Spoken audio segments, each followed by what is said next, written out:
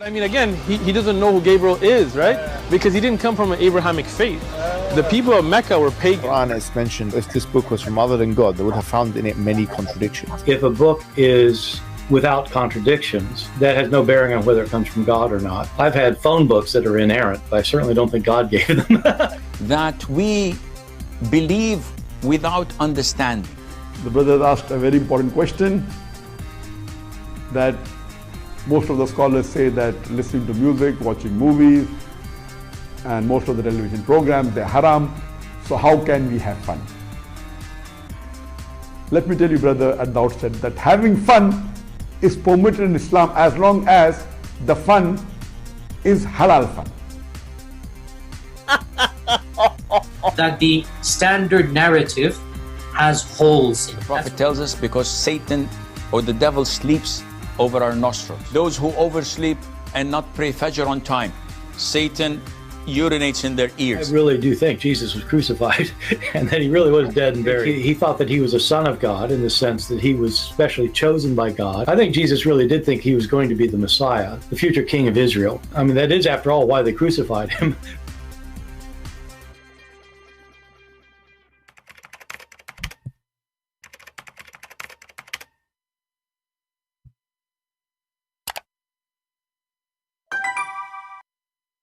Hello everyone, and peace of Christ to all of you. Please invite your friends, and I hope my voice is coming good and clear. Today we are going to have halal fun, as usual. It's halal always to make fun of stupidity. However, it can be very costly, because stupidity brings other stupid action, which is terrorism. Yesterday, or 24 hours ago almost, we have a Mohammedan from India. He grew a long beard, and he is studying Islam in one topic just to refute me, And then he called me, and a disaster happened as usual. Things happen. But I don't really care about this person. I feel sorry for him. Today our topic is the same, but with some questions, which is very important. If you remember, when this guy, he called me, he said the following, just to refresh your memory.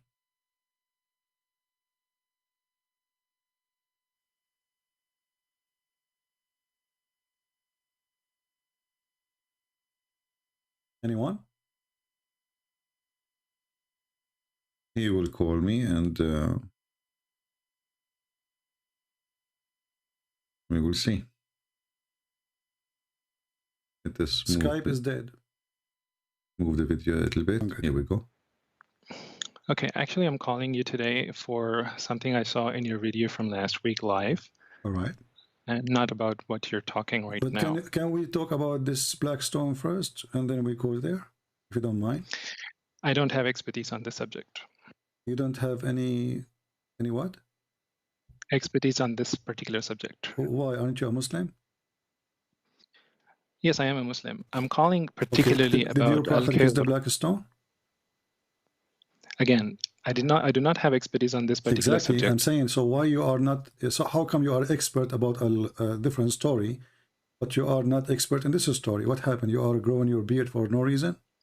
Listen, you asked me if any Abdul who is confident or who is brave to call, whether it is at whatever level of knowledge he has. Let us make it simple. Have you ever heard, I will go to your topic, the one you chose, no problem. But have you ever heard that Muslims, and your prophet kissed the black stone? I do not want to talk about that. Can you respect that? Just give me a few, 1 minute from your time, your prices, like just 1 minute. What do you think about this? Give me any answer. You think it's right. Why your prophet kissed the black stone? Well, if I give you any information that's not appropriate, I will be held accountable for that. I do not want to be held accountable. You are a growing man. Yes.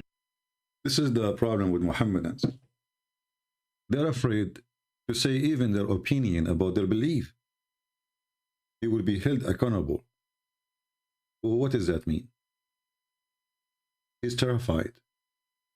So he want to talk only about specific thing. He knew now he is sure from the answer. The other one can cause him trouble. He can give an answer, but can be a problem later. Islam is savage religion what will happen to you if you, let us say, you gave a wrong answer. But anyway, he insists, and why he insists? Because he studied that case only specifically today for me.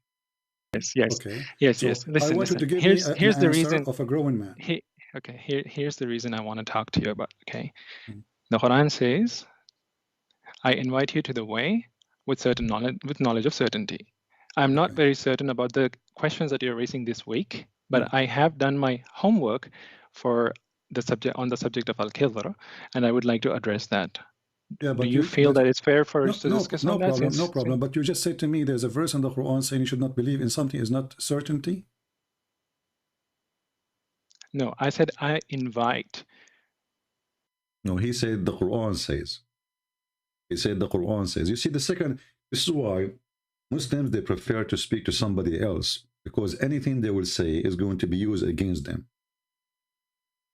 He just said the Quran says, don't believe in things without certainty, whatever, blah, blah, blah, blah. And then I asked him, the Quran says that where, suddenly he denied, he did not say that. You just said that a second ago. This is why the Muhammadan, they enjoy talking to others, but they don't enjoy talking to me, because with others, they can put all the garbage you want. And the Christians in the other side is not even listening,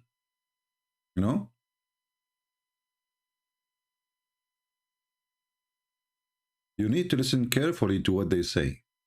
It's not just to give him the microphone and the guy, he keep talking for 10 minutes and now 10 minutes for me. He says something, stop. What is that? Continue. Yeah? I invite you with the knowledge of certainty. So when I've come here inviting you and everyone who's watching... So you have a knowledge of certainty. Okay, what is that? Go ahead. With respect to Al-Khidr in last week video, all right, you said a few things that were quite offensive, but keeping the offensive side, there were a few things that were logical. No problem. We are here. We give you freedom, my friend. That's all right. Let me allow me, not interrupt me. Allow me to state what I want to state, and then we can discuss about the other things as well. Okay. So, with respect to what was logical, is that you did raise a few logical questions as to why does Quran, which says that you should not kill an innocent, allow Khidr to kill, and why didn't Moses, who should have done something about it, didn't do anything about it? Okay. This you pointed out as a clear contradiction in the Quran. Okay. And that you raised a few questions about why was the innocent child killed, and that Quran teaches killing innocent children. I lost you. Yes? You said that Quran teaches killing innocent children. That was your accusation against the Quran. All right. This is referring to Al-Kahf, chapter 18, verse 74, that you referred back then, and you even pointed out to the verse where Musa, peace be upon him, was questioning Al-Khidr. All right. About killing the child. So before we move into the context, this is your claim that Al-Khidr killed an innocent child, and that Quran allows you to, or teaches you to kill innocent children. All right. And Musa, being a Muslim, Al-Khidr being a Muslim, and the child being a Muslim, and Musa didn't do anything about it, while he should have done something about it, being the prophet and everything. So I want to take, back then you even kind of dismissed a lot of things that I could have talked about. So I did a little bit of research. So here's what I would like you to know. And all those who are listening, this is in context, Surah Al-Kahf in Quran, chapter 18, verse 65 to 82.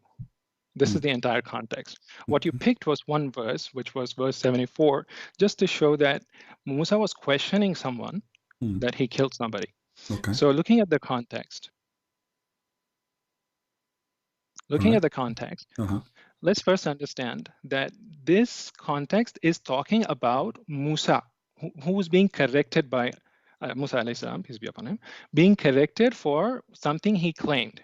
When he was giving a speech to his people, Bani Israel, they asked him a question, who is the most knowledgeable among the people? And he said, I am the most knowledgeable among the people. Reference Jan.22, hadith number 3149. You can look it up if you want. You can do that now. You can do that later. I know it by heart. Okay.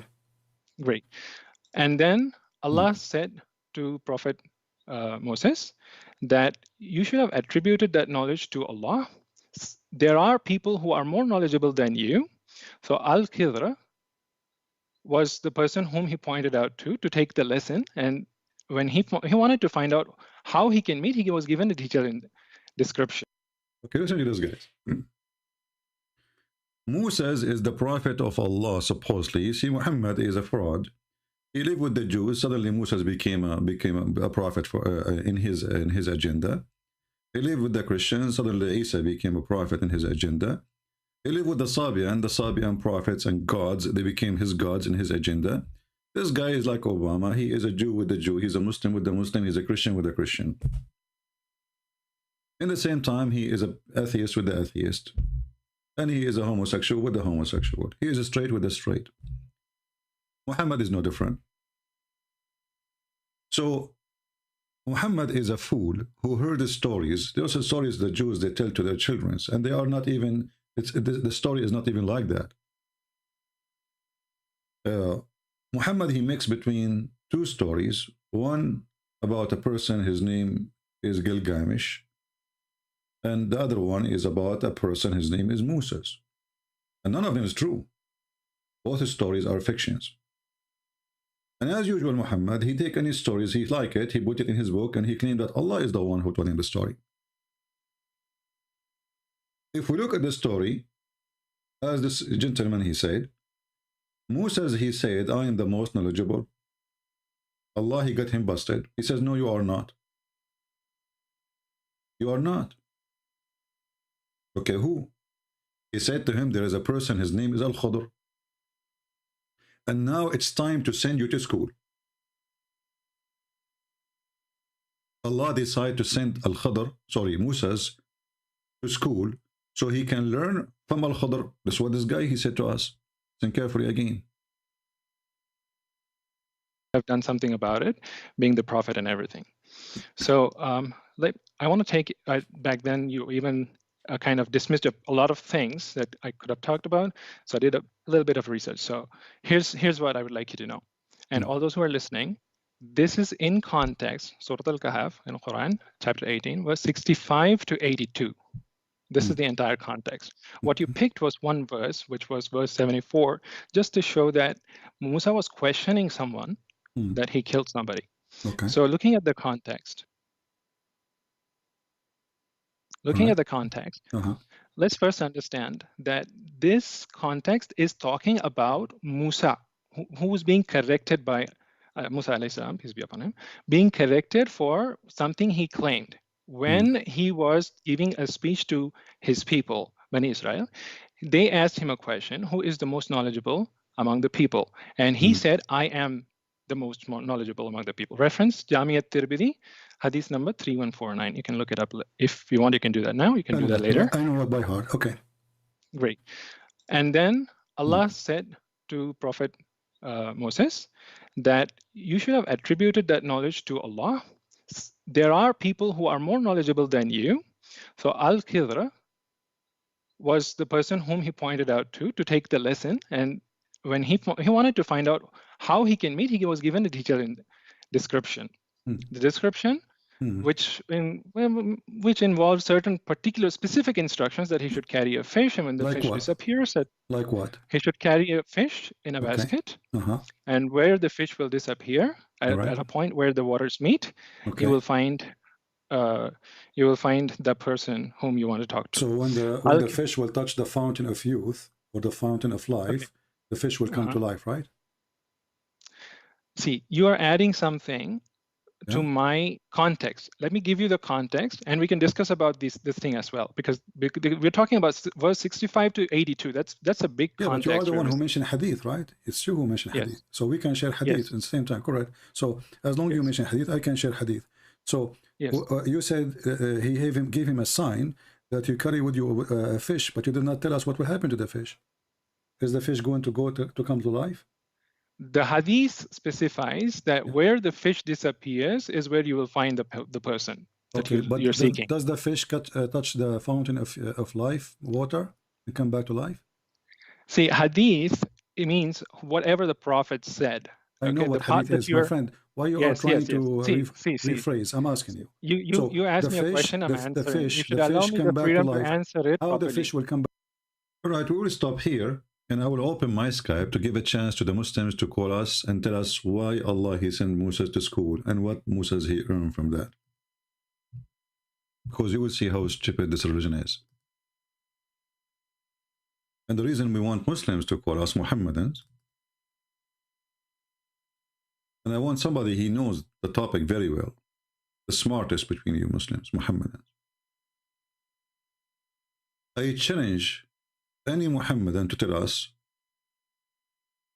is this a story, is a smart story, or made by a fool?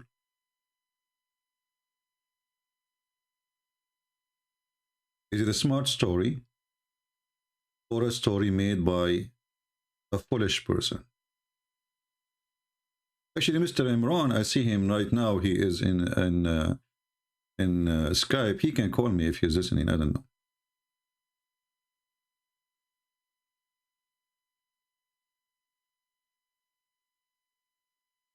Any Muslim can tell us what exactly Musa's learned from this?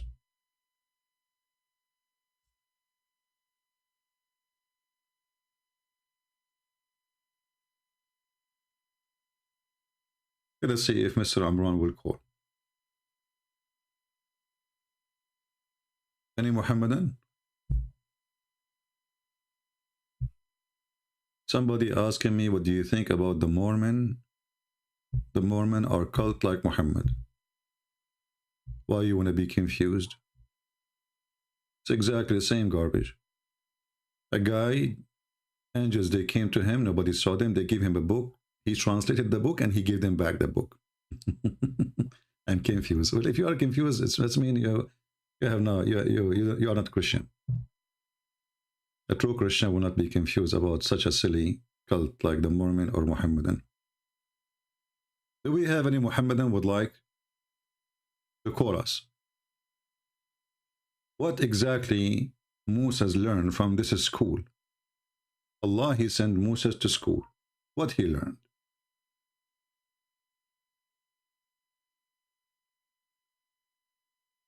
Waiting for any Muhammadan to tell us, let us go to the Quran.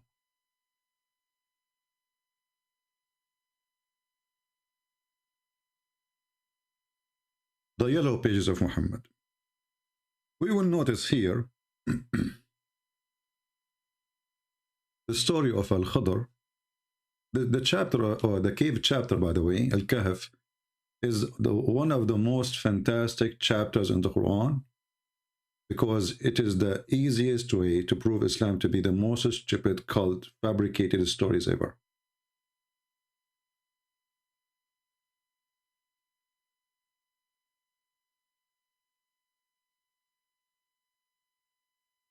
Let us open the chapter.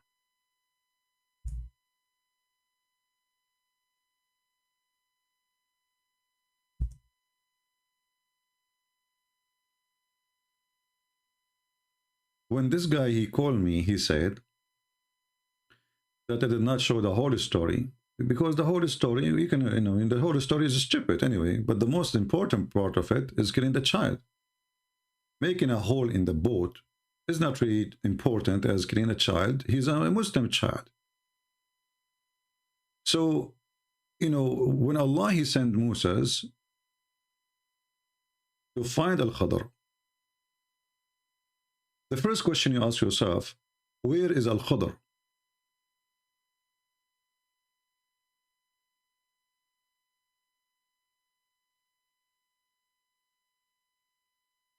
And if you read the Quran, and this is the chapter 18 in front of us,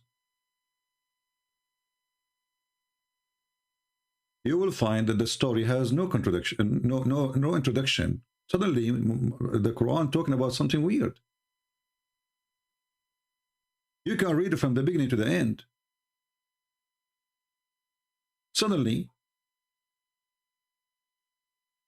nothing prevented men from believing Now when guidance has came to them, okay, and from asking forgiveness, okay, accept the ways of the ancient.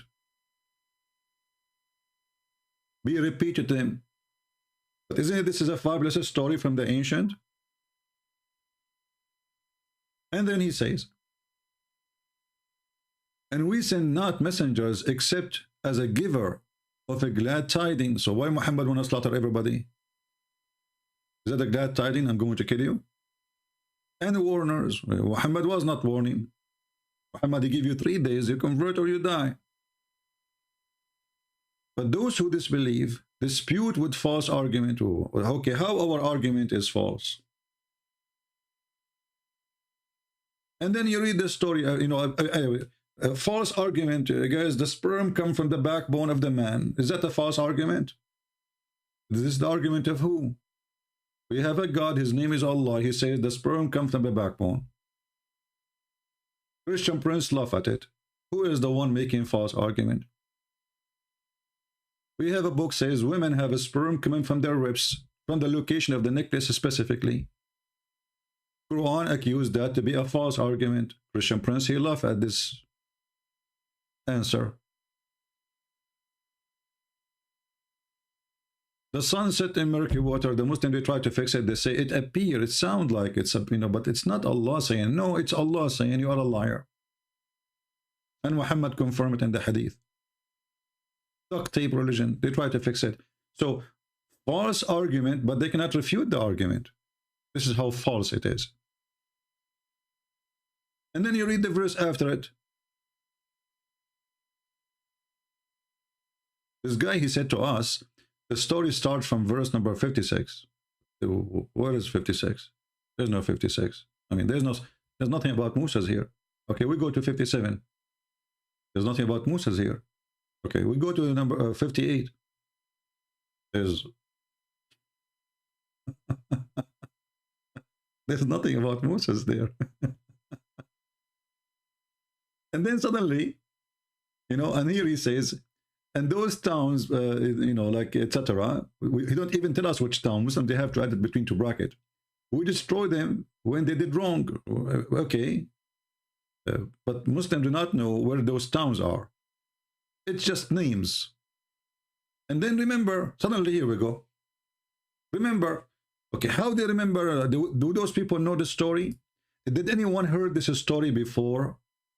Yes, remember, that's why he's saying, remember, it's an ancient story, it's a fabulous story, it's a fiction story, it's a kid's story.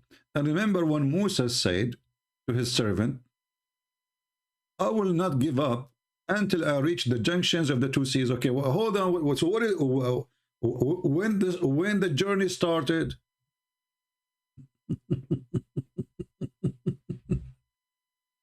It's like, going to the movie in the middle of it. And then they start the movie with saying, Musa saying to his servant, I will not give up. I need to find the junctions of the 2 seas. Like, so didn't we know who is this person first and where they are going?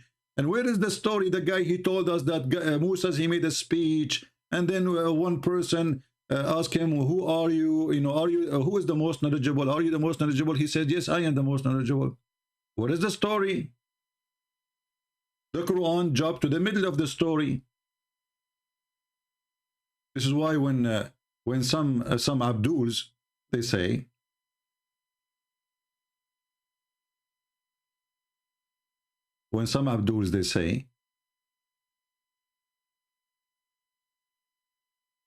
we can follow the Quran only.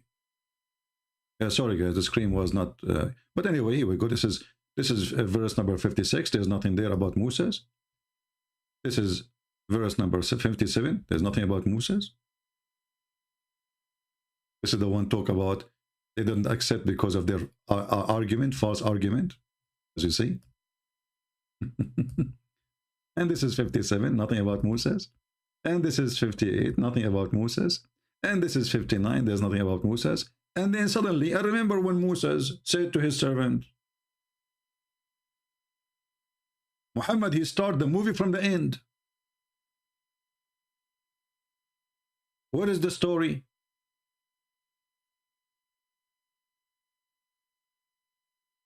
Are we following, people? If Allah is telling us the story, shouldn't he tell the story? What is the story? Suddenly, the director of the Hollywood movie, it's like an Indian movie, you know, starts suddenly two people singing, hey, hey, la, la, la, la, la, la, la, and then 10,000 appear from the middle of nowhere. This is Indian movie. Shouldn't you tell us what happened? What is the conversation the guy was telling us in the video that Moses, he said, I am the most knowledgeable, and Allah wanted to correct him. So he said to him, no, there is somebody. Shouldn't this be in the Quran? How come only this part in the Quran? And how we will understand now what happened, why Musa is now looking for two seas. And what two seas is that? The junctions of the two seas. Find it.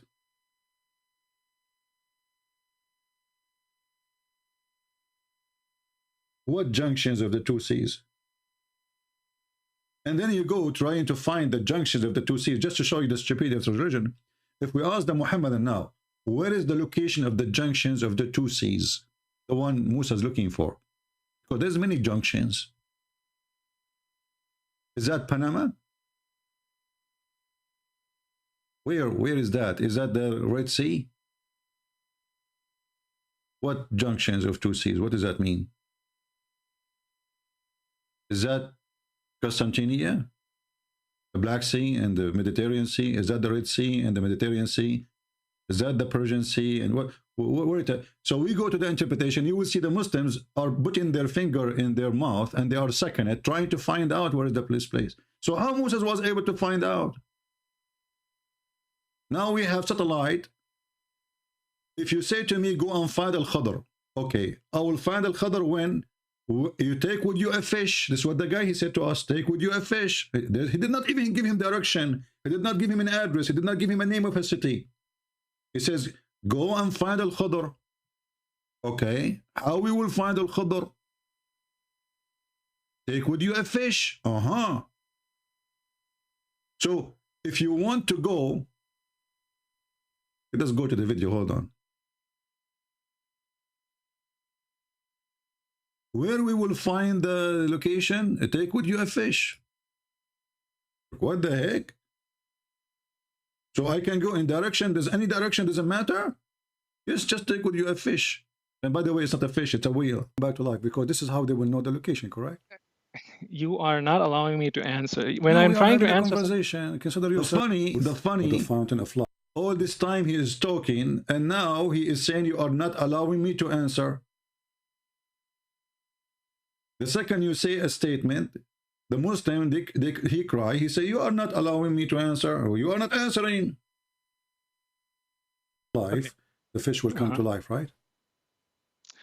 See, you are adding something to my context. Let me give you the context, and we can discuss about this thing as well, because we're talking about verse 65 to 82. That's a big context. But you are the one who mentioned hadith, right? It's you who mentioned hadith. So we can share hadith at the same time, correct? So as long as you mention hadith, I can share hadith. So you said he gave him a sign that you carry with you a fish, but you did not tell us what will happen to the fish. Is the fish going to go to come to life? The hadith specifies that where the fish disappears is where you will find the person that you're seeking. Does the fish touch the fountain of life, water? So how you find the direction? This is a prophet of God, sent by God for a mission, and now just walk. Walk where? Walk in direction of Europe, direction of Africa, or direction of Asia. Where? Because remember, Musa is in the middle of the Middle East. So he can just go to the north. He is going to go to Europe. Go to the south. He is going to Africa. Going to the east, he can keep going until he go to China. So where he will go? Oh, just take a fish with you. Look, this is school. How we find the school? Take a fish with us, and that is a whale. It is a whale. Back to life. See, hadith, it means whatever the prophet said.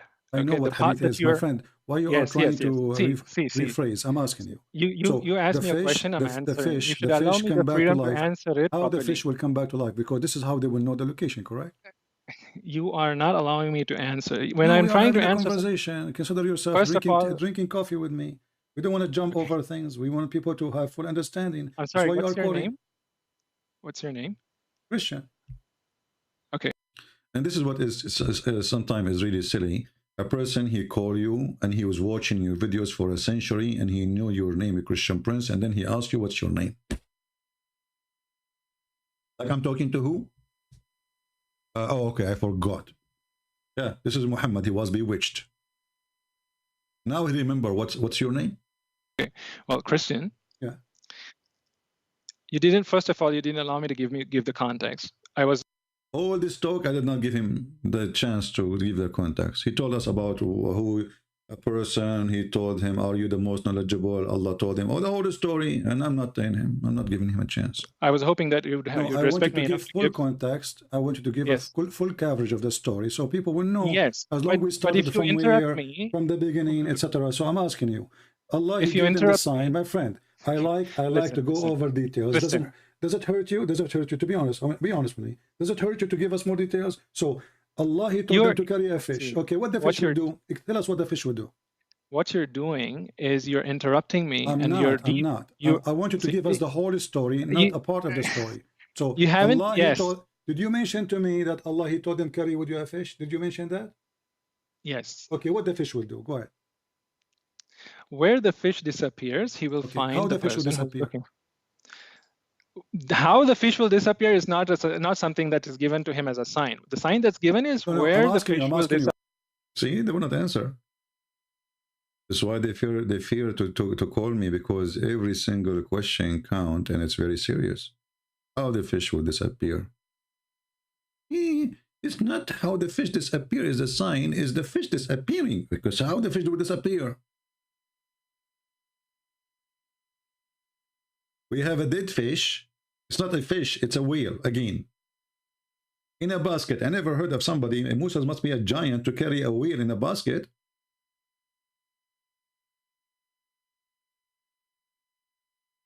And the sign is, it's not important. The sign is the fish disappearing. And how this appeared is not important. No, it's important. You don't want to talk about it because it's embarrassment. Muhammad was teaching people that there's a fountain of youth, a fountain of life. And this is how people come back to life. Until now, we have 0 Muslim trying to contact us in Skype. All right? They're afraid, I understand. So there is a fish. Okay, take with you a whale. This is what it says in Arabic. But the story started with saying, وَإِذَا قَالَ Musa, it doesn't say remember, by the way, and when Musa said, even the word not remember is not there. When Musa said to his servant, what is the word boy? Fatah is young, anyway. I will not give you up, okay, until I reach the junctions of the 2 seas. But where Allah, He said to him, go to this direction and the junctions of the 2 seas. They will say to you, that can be found in the hadith. So why is in the Quran? Why the story is cut off in the Quran?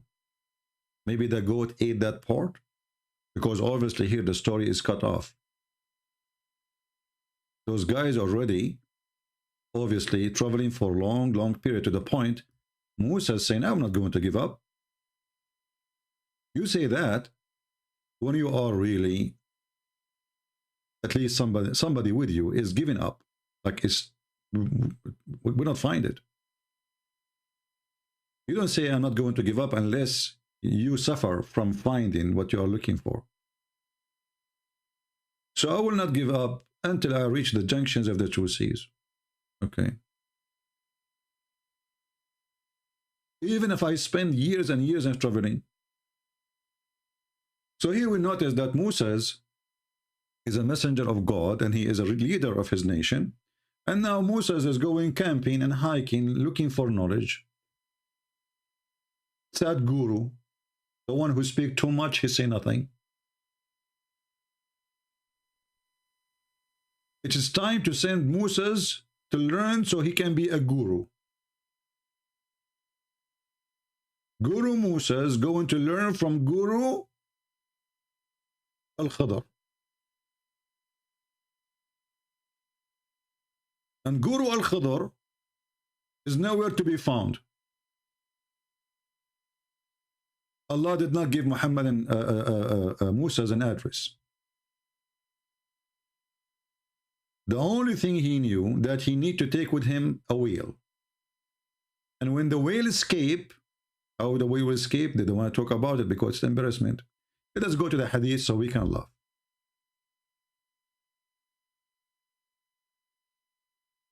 This is the story here.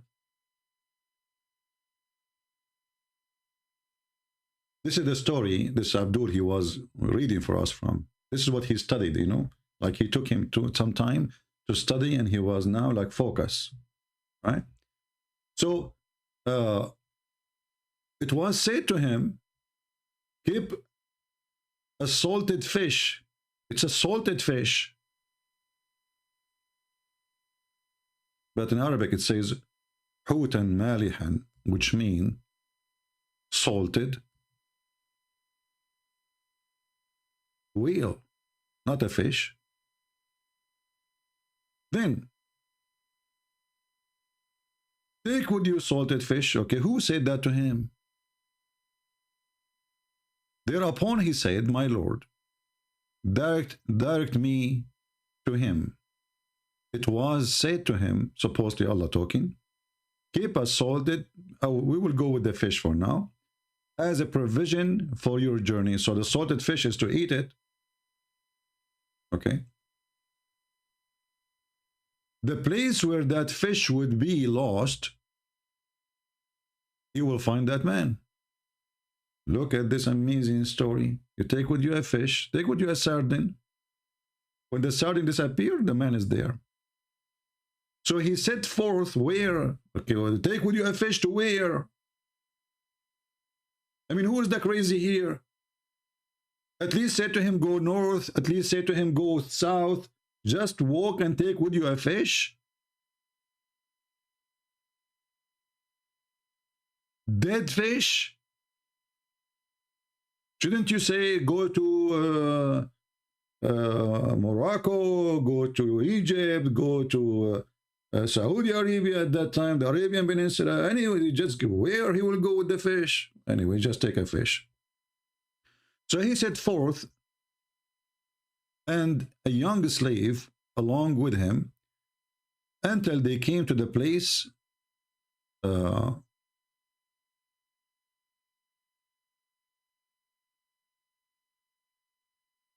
there's a rock. I mean, look at this translation here.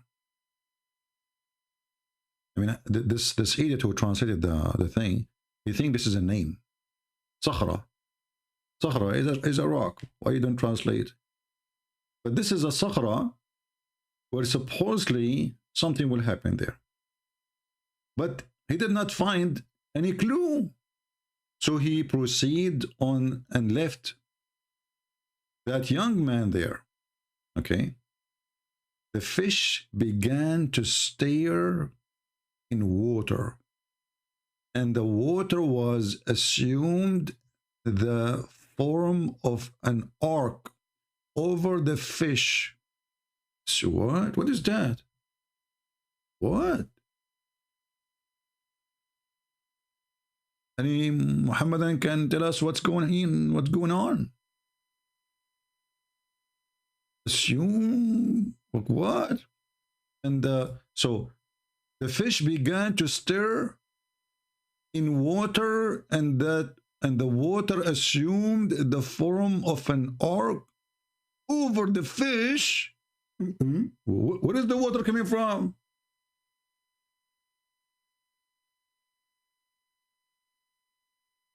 What the story here saying, they arrived to a rock.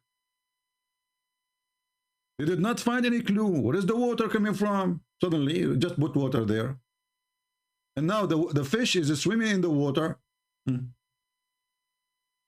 Continue. The young man said, I should meet Allah apostle and inform him. But he was made to forget. Look at this drama. Allah made him forget. Maybe not Allah, maybe shaitan. We will see later. Which is the same. And when they had gone beyond, and look, guys, look at this story. The dead fish or the dead whale start moving. The servant, he decided to tell his master, well, I should tell my master the fish is moving. He forgot. I mean, this is happening every day, that we have a dead whale for maybe a year or maybe a month or maybe a week, and then it start moving. He forgot to tell. I mean, they are together next to each other in a trip. What do you mean he made to be forgotten? This story is not even good for kids. This is the servant and this is his master, and they are in a journey and they are together in the same place. It's not like the guy in his bedroom.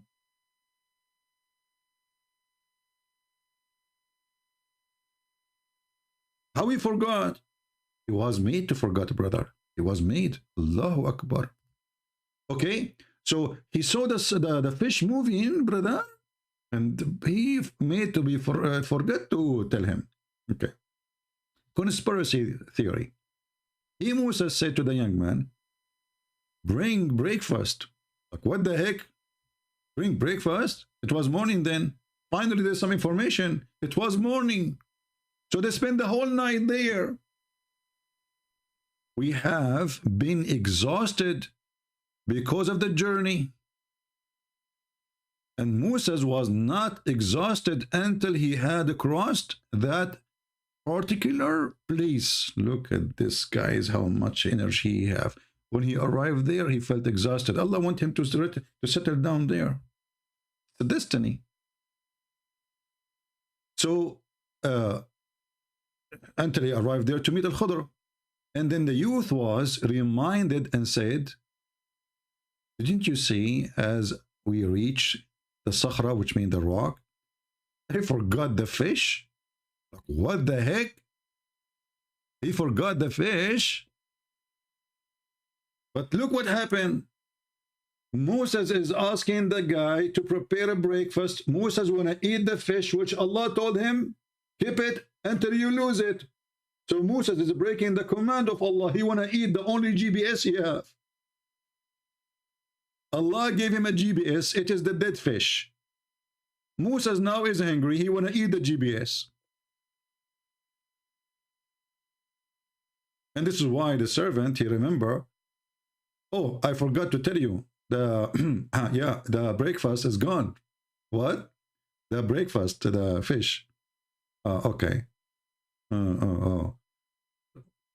But why Moses want to eat the breakfast of the fish, which is Allah's sign for him?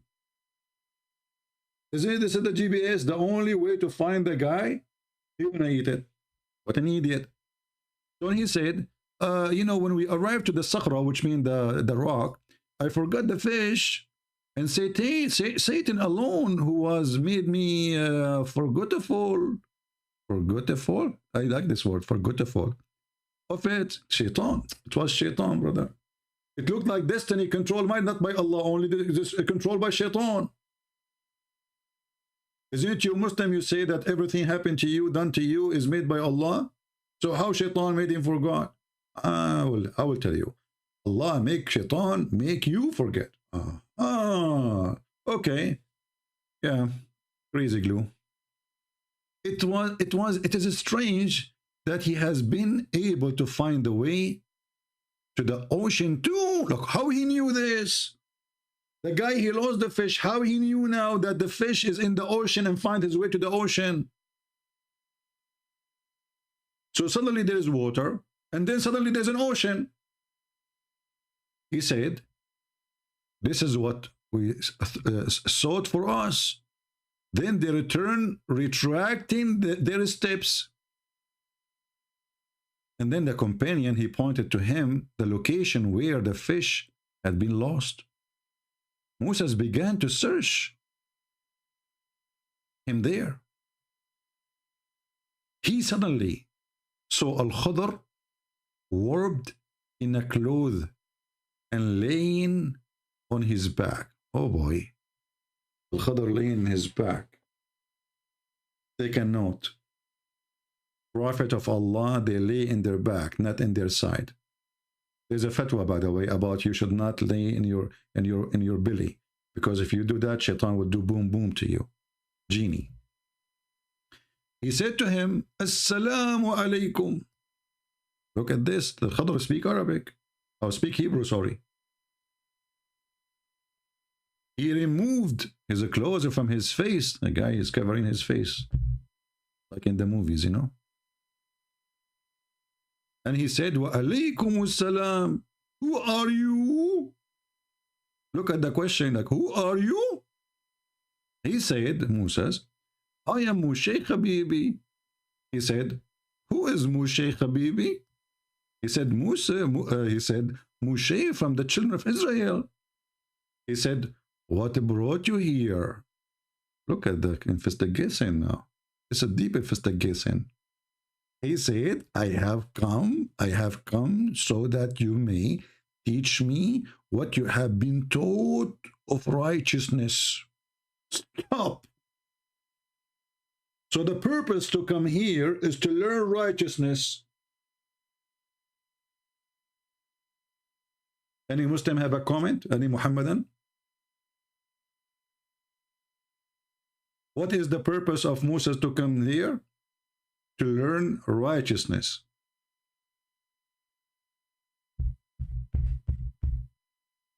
Astonishing. Now let us jump to the Quran to learn the righteousness which Al-Khadr is going to teach Musa, and try not to die laughing.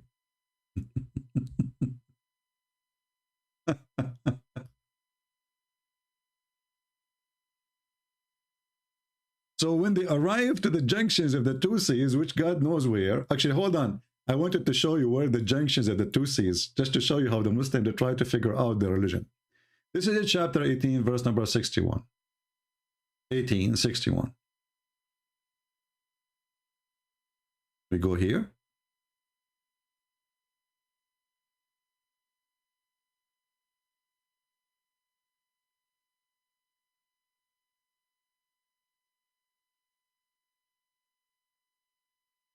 Look at the interpretation, brother. Look at the interpretation, science. And when they reach the point where the two meet, the two what? Between the two seas, like where is that? Because they don't know. And this is the interpretation. You are just reading again the verse. This is the interpretation of Ibn Abbas, the cousin of the Prophet. But he did not give any interpretation. He just read the verse again. We changed a different guy. Let us see another Abdul. Jalalain. Here we have more details. Alhamdu to Allah and Al-Uzza.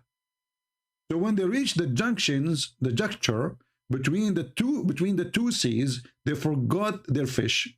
Joshua, the guy, his name is Joshua. Where do you get the name from? No introduction, just take it. He forgot his luggage, leaving behind at the moment of departure. Departure. Okay, that sounds like an airplane. And Moses forgot to remind him. Double homicide. The guy, he forgot, and Moses forgot. So the fish made its way to the sea. Like how the fish made its way to the sea? I mean, how the fish can walk to the sea? Or the whale? That is formed it through God forming it. By boring that like through a bower with the passages that long enclosed. Like, what the heck? I'm getting dizzy here. That's amazing miracle. And you said to me there's no miracles in the Quran? And this is was so because God exalted be he held back the flow of the water, preventing it from engulfing the fish. That's deep. That's deep. And its water would draw from around it the fish and remain just like a cleft without closing. Wow! So the fish jump in the water, but look what happened, brother. The water split to open the way to the fish, and the water never come back. It became like an arrow in the top, or like a rainbow. Closing that was beneath in a cleft stood still.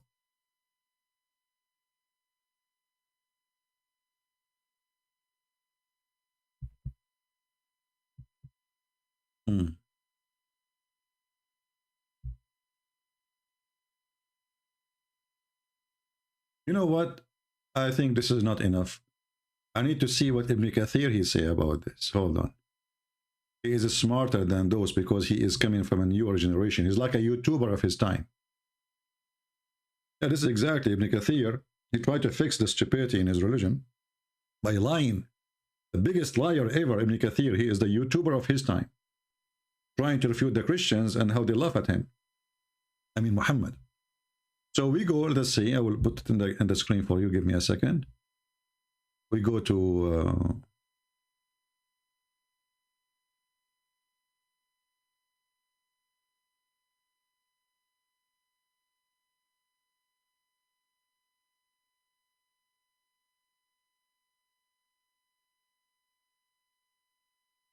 where is Ibn Kathir? Here we go. Okay, we open Ibn Kathir 18.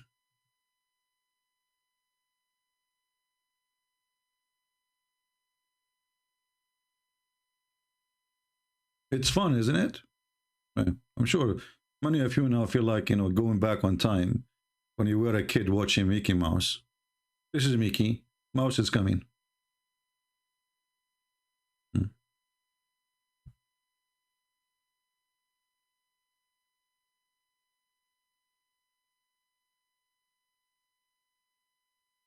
Okay.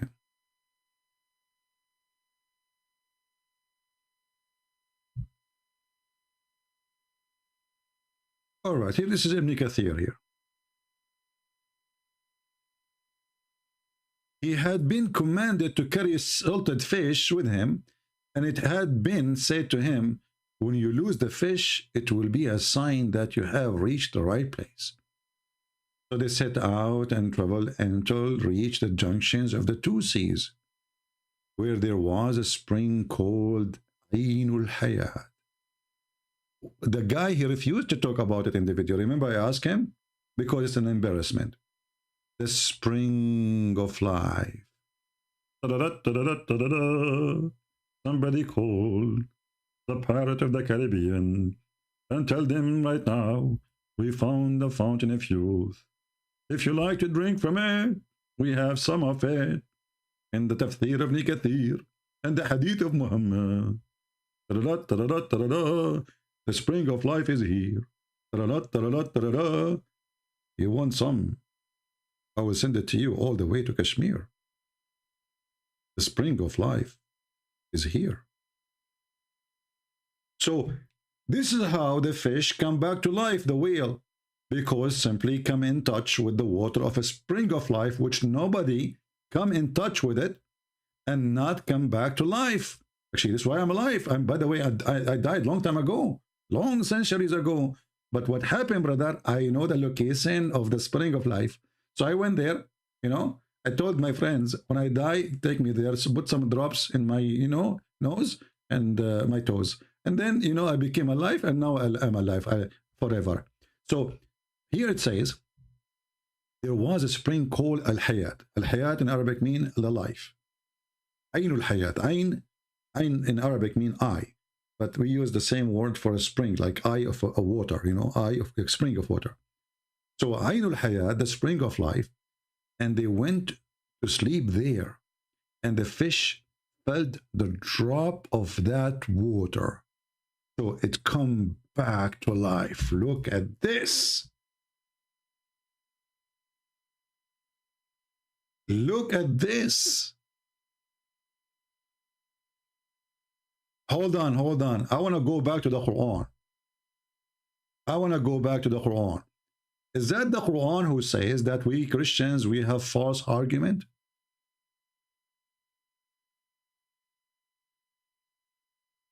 Did the Quran says that the reason we don't believe because we have a false argument? In verse number 55. Read with me. Read. Why they don't believe? Why? Why they don't believe? Because they have false argument.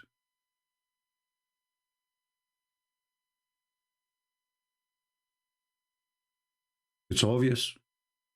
It's us who have false argument. Muhammad is telling the truth. Allah is a true God. There is a fountain of youth. And if a drop of water fell in your fish, dead whale, your whale will come back. Don't take your mother-in-law there after the funeral, okay? Finally, you get rid of her. What the heck? And supposedly we are the one who have a false argument.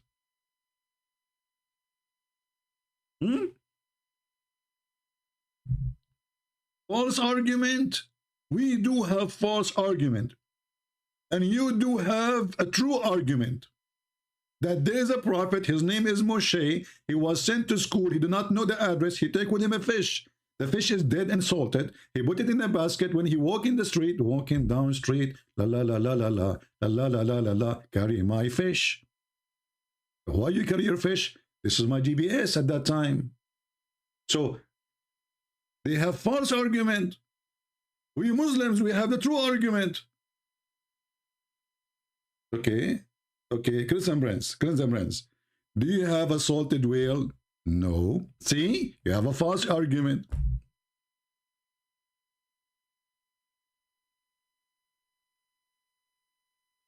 Now, being honest with you, how many of you is convinced that Quran is coming from the true God? It is from the true God, brother. And actually, that Abdul, he said to me, I take only what the Prophet said, that the guy who said the fountain of youth or fountain of life, it was a guy, his name is Sufyan. Go back to the video, please.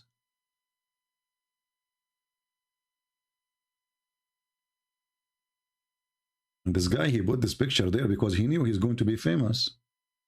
I mean, I think he took a picture. He took him a lot of money. Look at the jacket. Look at them. I mean, the smile. My friend, the smile. You became famous. Okay. I want to learn from you. How the fish will disappear. However, that is up to Allah. How He will make things work so is it true, is up to Him. So is it true that some of the fountain of youth or life, water, fall in the fish and then the fish come to life? Yes or no? That is the saying of one of the Sahabi, one of the companions of the Prophet. The Prophet himself did not say that. But it is a part of the hadith. So I will not deny that. So the companion, he said, but isn't the companion reporting what the Prophet said? No, not that part. Not that part. So where the companion learned their stories from? See, the hadith, that's why I was going to give you the definition of the hadith. When we talk about the hadith, it is what traditionally what has been narrated. In the hadith itself, the one that I'm quoting from Jamia Tirmidhi 3149, where Ibn Abbas said that so-and-so, like Nauf al-Bakali, claimed that Musa alayhi salam was not the Musa of Bani Israel when he went to meet Al-Khidr. But the part that you are specifically talking about, where the fish will become alive, is mention of Sufyan, one of the narrators, who said, but he's not quoting the Prophet. The Sufyan. No, he is quoting the Prophet, because first of all, nobody says to him where you get this from. Secondly, Muhammad, he mentioned that in many places. As an example, let me find you a different hadith. Here we go. This is Sahih Muslim, and this is the one is talking here is Muhammad.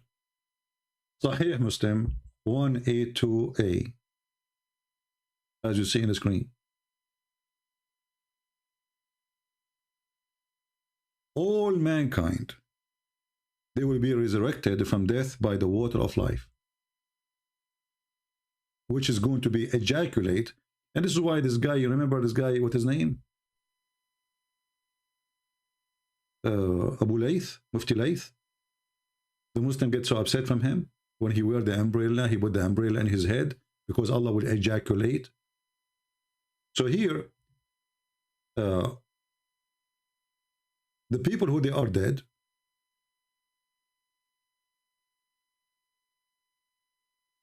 will sprinkle over them the water called the water of life.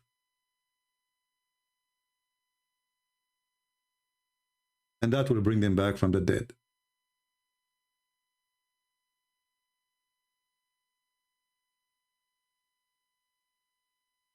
And when they pour the water of life on them, they will come down, they come up like the same as a plant come from the ground.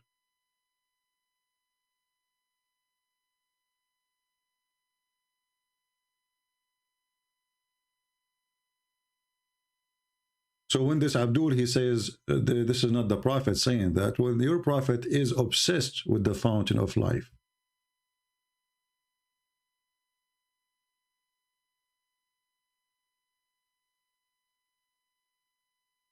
And if you go and read the story of Gilgamesh, you will see that Gilgamesh was looking for the fountain of life. And he found it in Al-Bahrain. Exactly as it says in the Quran. You see in the Quran, it says, they translate the word Bahrain as the two seas, but in Arabic is not two seas. It means two seas, yes. Bahrain is a location. It's called, the country is called Bahrain. There's a country, it's called Bahrain. This is the country we're talking about. This is where Gilgamesh, he went there to find the fountain of youth.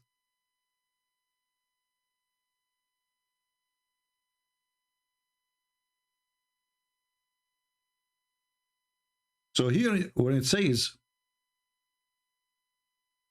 I remember when Musa said to his boy servant, I'm not going to leave until I arrive to the, to the two seas. The fact it is Bahrain in Arabic.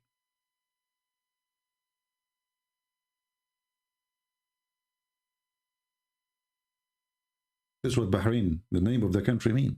Bahrain.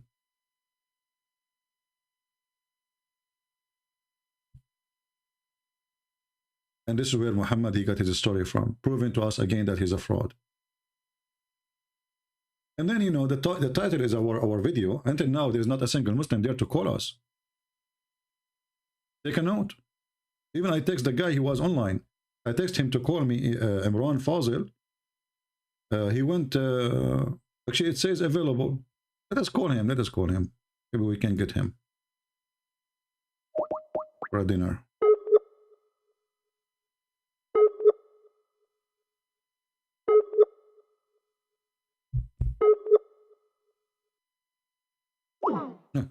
When I came here, it was saying it was online. Now it says he's on offline. So the story here that Allah, he sent Moses to learn to be righteous.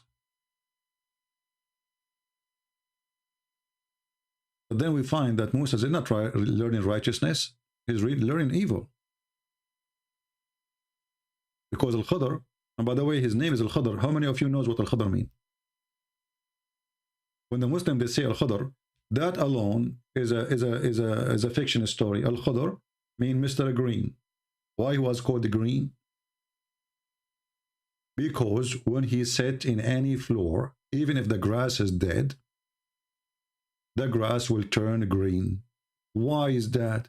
Because he drank from the fountain of life.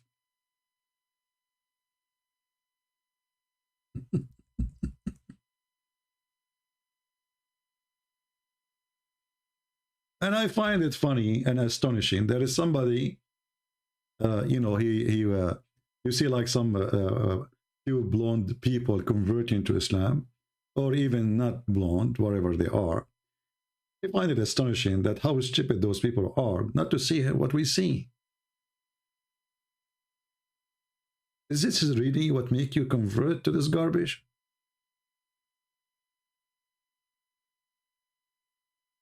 Why Al-Khadr, he was called Al-Khadr?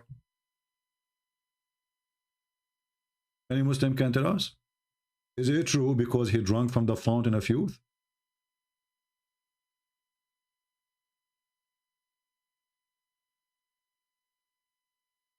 And wherever he sat, his ass will make whatever underneath of him green?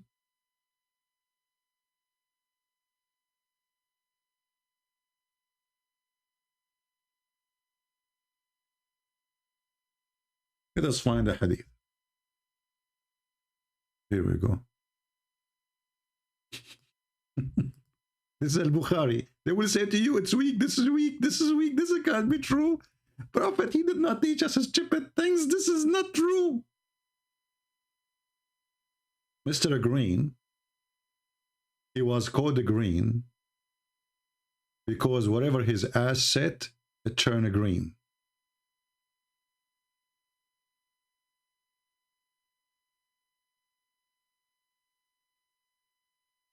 Negla, he's saying, why do you always deflect criticism of your religion? Would you like to explain some questionable things in your book? My friend, I do not need to explain anything in my book because your stupid prophet already approved it. So are you a Muhammadan or you are a Muhammadan? Can you explain some questionable? No, I will not explain it because your prophet, he says, I believe in thee and the one who sent thee. So you should question your prophet when you question me. Because how your stupid prophet, he says, confirming what is with them, and then he make an oath, put his hand on the book, it says, I believe in thee and the one who sent thee. So how come you don't believe in the book was sent by thee, and Muhammad, he believe in the book of thee when the book have a questionable questions about it?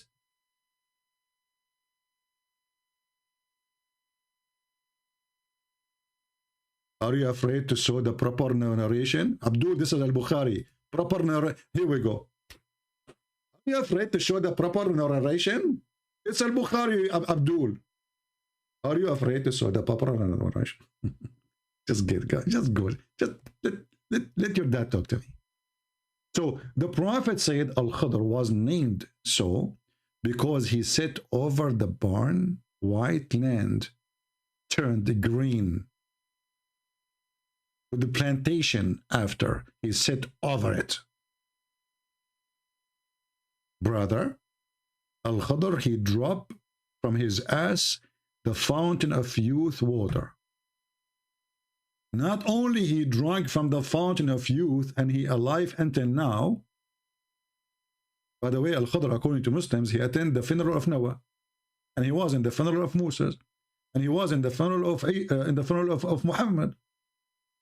Just because he drunk. Just get out of here, Nagla. Show the chain, get out. Get out, stupid idiot. This is your business, go. We have no time for stupidity. So show the chain, show the chain. Show the chain. So if the chain is not good, why you write it there, chain? Show the chain. Silly, stupid people, unbelievable. Don't get married, please, don't get married. I feel sorry for women. I mean, imagine you are a woman and you marry a husband like this. Oh boy, no, please, no, please. That is the biggest penalty. If your mother hates you really, she will wish you to marry a fool. Because you will wish to disappear every day. Oh boy. My husband is so smart, he's so genius. Why you don't show us the chain? Okay, this is your chain, you idiot. You are one. Didn't you see it before you put it in the book? So you Muslim, you don't see the chain? What chain? Well, you remind me of the story of the guy, the Middle East, my cousin, Saudi. He went to school, and Saudi Arabia didn't teach philosophy. It's haram. I don't know about now. So he went abroad and he went to school, and there's a class about philosophy and logic. So my cousin, he asked the teacher. He said to him, "Sir, what logic mean?" What logic mean? The teacher, he said, logic is about knowledge or learning, investigating, so we can learn something from something else. My cousin, Mr. Abdul, he got nothing from this. Like, what? What does that mean? The teacher, he insists to give him an example. So he said to him, as an example, I will ask you a question, and from that question, I will know more information about you. My cousin, he agreed. He said, okay. He said, do you have a chain at home? My cousin said, yes. The teacher of philosophy and logic, he says, as long as you have a chain, that's mean you have a dog. My cousin was like, what? Yes, I have a dog. The teacher, he said, as long as you have a chain, you have a dog, that's mean you have a yard. Cousin, he said, wow, yes, I have a chain, I have a dog, I have a yard. As long as you have a chain, you have a dog, you have a yard, that's mean you have a nice house. He said, absolutely, yes. I have a chain, I have a dog, I have a yard. He said, as long as you have a big house like this, have a yard, etc., your mother will take care of it. He said, yes, my mother is for sure taking care of it. Need a lot of work. He said, as long as you have a chain and you have a dog and you have a yard and you have a nice house and your mother is taking care of it, that means your mother is a decent woman. My cousin was like, wow. So he said to him, the teacher, see, from the chain we learned that your mother is a good woman. My cousin, he loved it. So he went in the street. The first one he saw, he asked him, do you have a chain? He said to him, no. So he said to him, your mother is a whore. Because this is how they learn logic. The teacher, he just taught him that the one who have a chain, his mother is a good woman. Obviously, the one who don't have a chain, his mother is a whore. Welcome to the Abdul logic. Aren't you the one who put the chain there? Isn't it this is your Sahih Hadith? Isn't it this is your translation? Isn't it this is your website? Show me your chain, I will tell you who you are.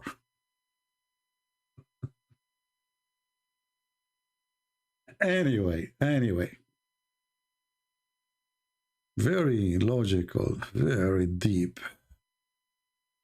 So anyway, maybe we should cut this video, make it 2 videos. Like this one is about a comedy about the fabulous of Muhammad, the fairy tales, you know.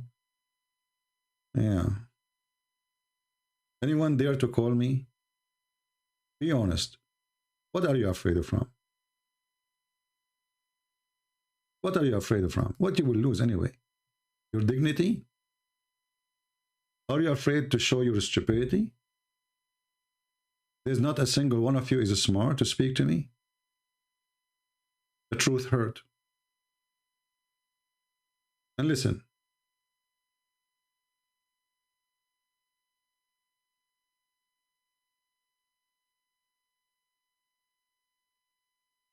If you call me and bring victory to Allah, Allah might bless you and make your ass a blessed ass. So you sit in the ground, you make everything green. You know what? Why we don't invite Al-Khadr to Saudi Arabia, which is a desert, or Iraq, or many lands, they are all desert. Most of Islamic countries are desert. Well, you know, just let him sit with his ass in the ground. Just move him from place to place. He get from the car, he sit in the floor, he make it green. Listen, by sitting he made it green. So imagine if he put some fertilizer from his bum. I mean, you can imagine. It's going to look like Indonesia. It's going to look so green like Indonesia. Why? Because now he put poo-poo. Because he just sit on the ground, it turn green. So can you imagine what will happen if he do poo-poo? Just imagine.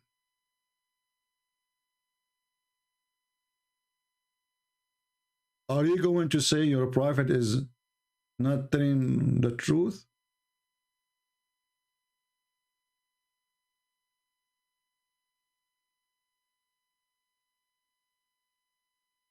Guys, are you having a good time? Don't forget to give us a like if you like us. Don't forget to give us a dislike. If you are a Muslim, by the way, if you are a Muslim and you give us dislike, Allah will give you women with big boobs. Get the big boobs and give us dislike if you are a Muslim. If you are a Christian, sorry, I cannot give you big boobs. That is out of my control. I mean, look at this religion. It's very convincing, brother. It's very convincing. If you believe in this God, Allah will give you big boobs, women with big boobs. What do you want more? What anyone want more? I mean, what life is about? Big boobs mean a lot of milk. Alhamdulillah. I mean, why they have to be so big, man? I mean, if there is something wrong, isn't it Allah who created the small and the big ones anyway? Are you saying to me that Allah, when he created the small ones, he made them by mistake? What the heck with this?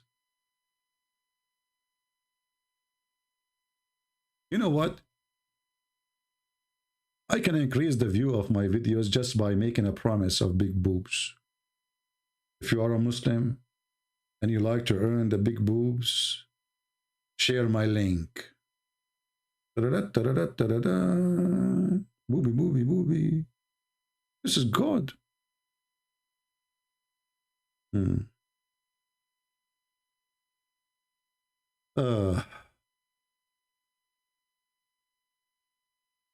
Faisal saying the following. He says, Faisal, how are you, my friend? Why you don't call me Faisal?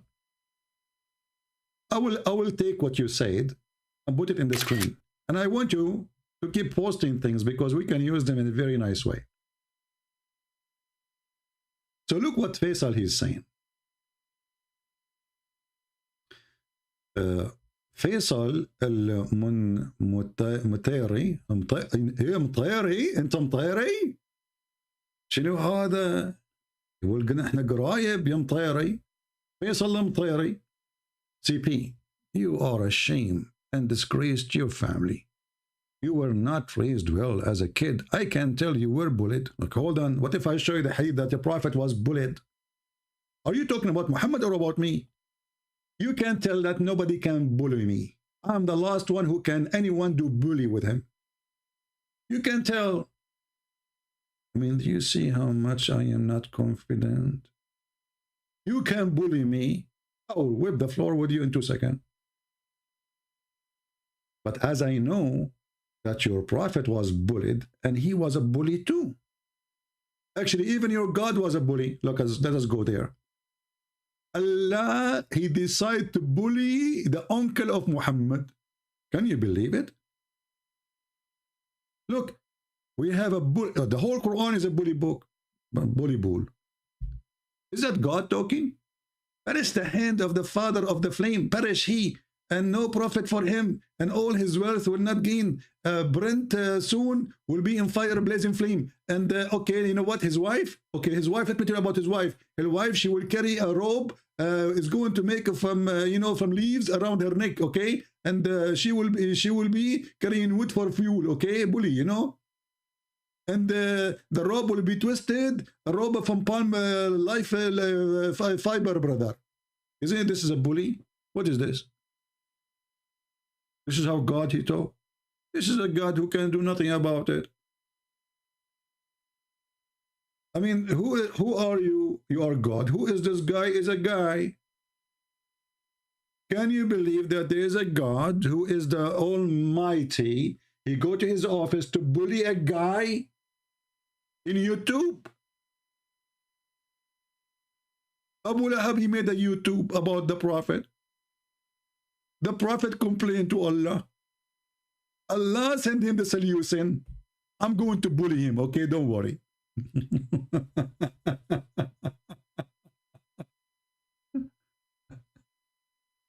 Who wants some coffee? Faisal al-Mtayri. You know, Faisal al-Mtayri, you remind me of a guy, his name is al-Mtayri too. He went to the movie first time, and then when he get out, they asked him, how was the movie? He said, he is good. By the time I finished watching the movie, by the time I finished saying Assalamu alaikum and shaking hands, the movie was over. I think this is you. I remember you now. The guy, he come at the end of the movie saying to me, you must be bullied, huh? He's trying to find it. See, this is philosophy. This is philosophy. The guy, he thought about it. Why this guy is laughing at the Quran? He must be bullied. That's deep. That's so deep. Or so good, my friend. Do you want to be an admin in our chat? Faisal? I can make you an admin. You can bring your 4 wives with you, you know, to help you. Bully. And, you know, to talk about bully, like not to forget that Muhammad, is God. He made the verses in the Quran to bully the wives of Muhammad. What the heck? Yes, brother. Unbelievable.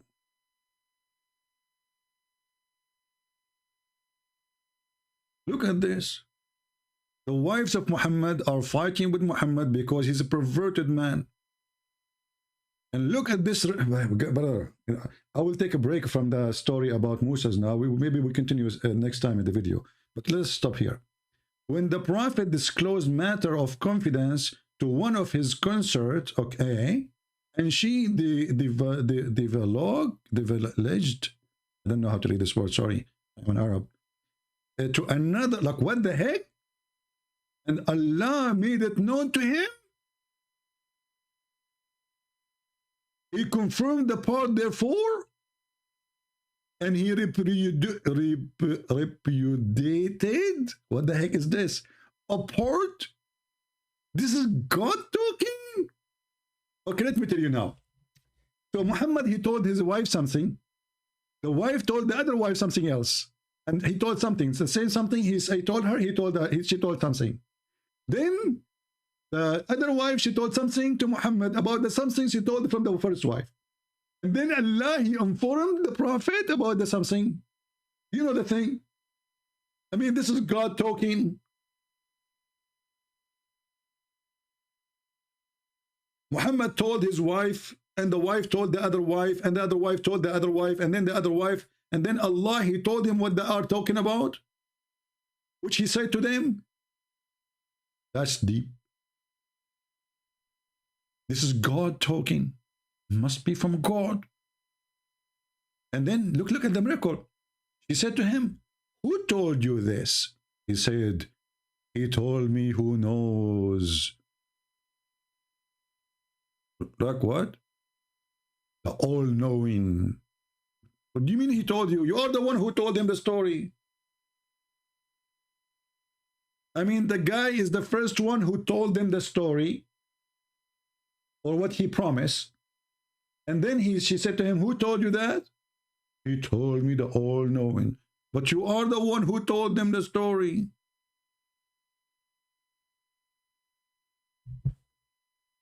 And then Allah, he made a threat, a bully threat. Okay, hold on. If you don't repent to Allah, okay? If you don't repent to Allah, and your heart still inclined, and you know, if you don't repent, Allah will wage war on you. Look what happened. Truly Allah is his protector. Brother, Muhammad, you need the protection of Allah, because this is involved two women. Like one woman is a disaster. Two women is overdue. You don't want to play games with two women. I'm a Muslim. Maybe this is ultimate fault. Let us see.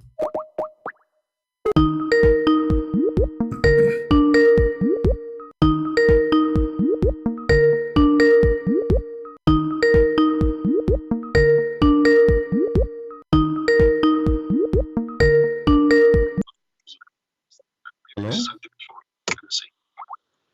What's up, CP? Ultimate fault. This is ultimate fault, yeah. I'm a Muslim. You are not a Muslim. You are the last one to be considered a Muslim. You don't believe in the Quran. You don't believe in the Hadith. You don't believe in Arabic. You believe the Arab are stupid people, so your prophet is stupid. Do we have any Muslim? So Muhammad, he received a verse from Allah saying, truly Allah is protector. And who else? Allah is not enough. Allah is weak. And Jibreel. Look at this. Let us count together who is going to join the army to fight two women. They are 5 foot tall. Brother, it's not easy. The war was big. Truly Allah is his protector.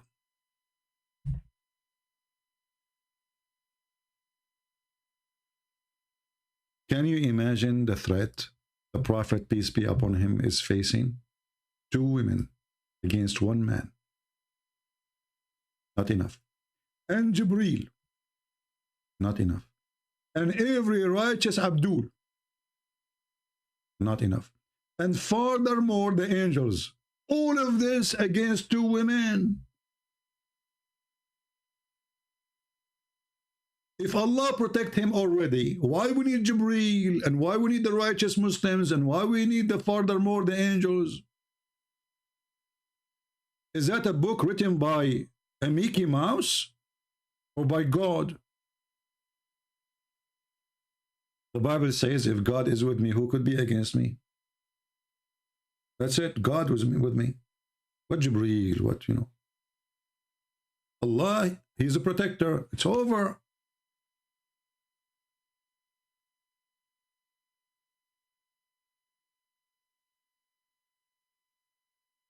Shall we go to the title about what Musa he learned?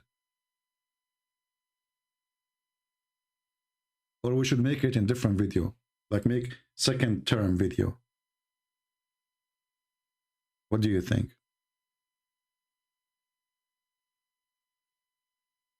Right?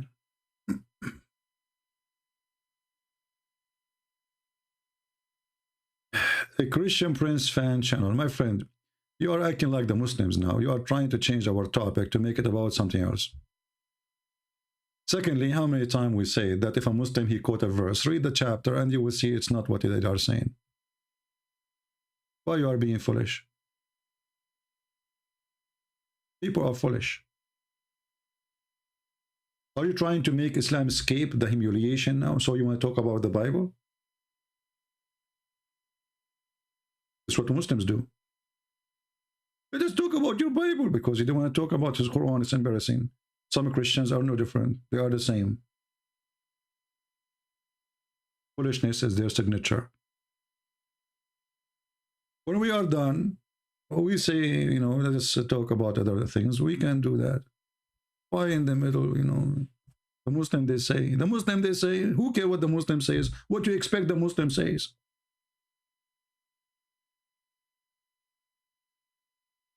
Faisal, he said, you have religion, you have mine.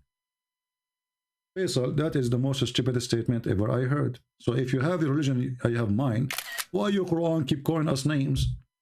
And why your Quran says kill the Christians and the Jews? I will tell you why. Because you are using abrogated verses. You are a fraud.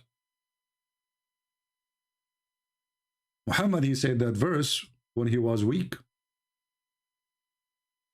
You have your religion, I have mine. And as long as you mention this, just to show you how stupid Muhammad is. This is the chapter of Al-Kafirun. Muhammad is a prophet of God, the Muslim they claim. The prophet of God, he received messages from his God. That's wonderful. And he said in his messages, and this is what you are quoting for me, he says, and I will not worship that you have been worshipped, nor you will worship what I will worship. If you don't like translation, which is not good translation, by the way, we can't change it. So you're a prophet, he predicts that those people will never worship what he's worshiping. But later, all of them became Muslims. Do you see how stupid the Quran is? How this can be a book of God? When he said, you will not worship what I worship, that's meaning you will not worship what I worship. But they worship what he worship.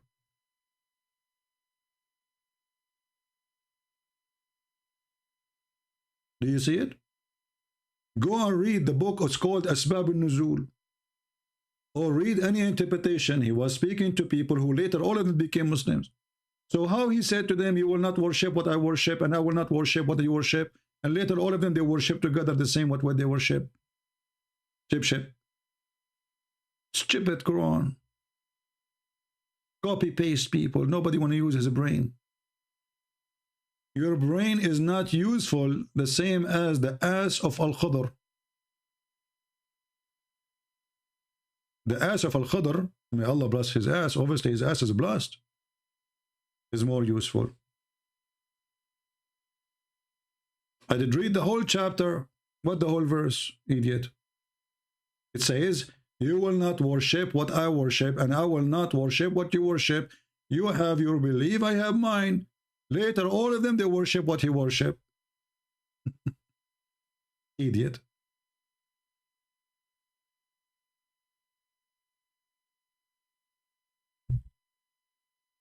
Any Abdul?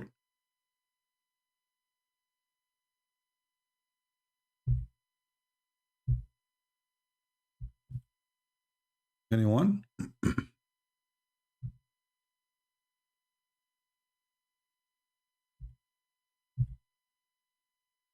Any Abdul wanna speak about the topic we are talking about? And the Christians in the chat, focus with us, please. Don't ask questions, have nothing to do with our topic. Focus, try to be adult, mature. Don't be Abdul.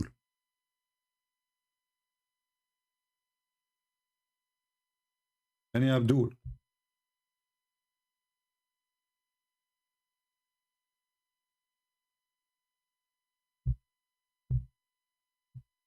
Any brave Abdul? Why Mr. Faisal he don't call us? Mr. Faisal, if you call me, I'm going to give you the address of the fountain of life. You drink from it, your ass will be blessed. As long you are Mtayri, look like you are from the Gulf. So wherever you sit in the sand of Saudi Arabia, Kuwait, Dubai, brother, your ass will make the land green. Christian Prince fan, you are going to force me to block you. Stop reposting questions have nothing to do with our topic. This is the last warning. You are very hyper, but in a wrong way. React to Ali Dawa. He has answered your question. Ah, Ali Dawa. He answered my questions. Yeah, he did. So Ali Dawa. I never saw Ali Dawa dare to answer my questions. What about you give me his Skype so I can call him? I want to hear the answer of the questions. Or what I know that Ali Dawa was crying for people leaving Islam, asking people for donation, brother, because he is the only one who can save Islam from people leaving Islam. Did you hear what Ali Dawa he said, brother? Hundreds of thousands of people leaving Islam, brother. Leave Islam every single year. It is going to become... What? Every single year, what happened? What happened every single year, brother? No way. Researchers show that over 100,000 Muslims leave Islam every single year. This is what Ali Dawa said. And I assure you, 99,999 from them, they leave Islam because of me. This is your Ali Dawa. As a kid. Just want your donation. And all this drama is about what? Donate for us. Donate for us. A person who love Allah, huh? Okay, you want to defend Islam, why you are, okay, so the reason he is scaring you that a lot of Muslims leave Islam, so you can make a donation. Scam.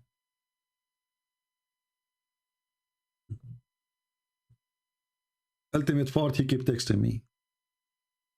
He is desperate. He don't even know how to name to choose names. And look, it's going to be a tsunami. It is going to become an avalanche. 24% of Muslim youth are leaving Islam. A tsunami. Brother. Look at this guy. Hold on. Muslim youth are leaving Islam. A tsunami. Your child is going to become an apostate.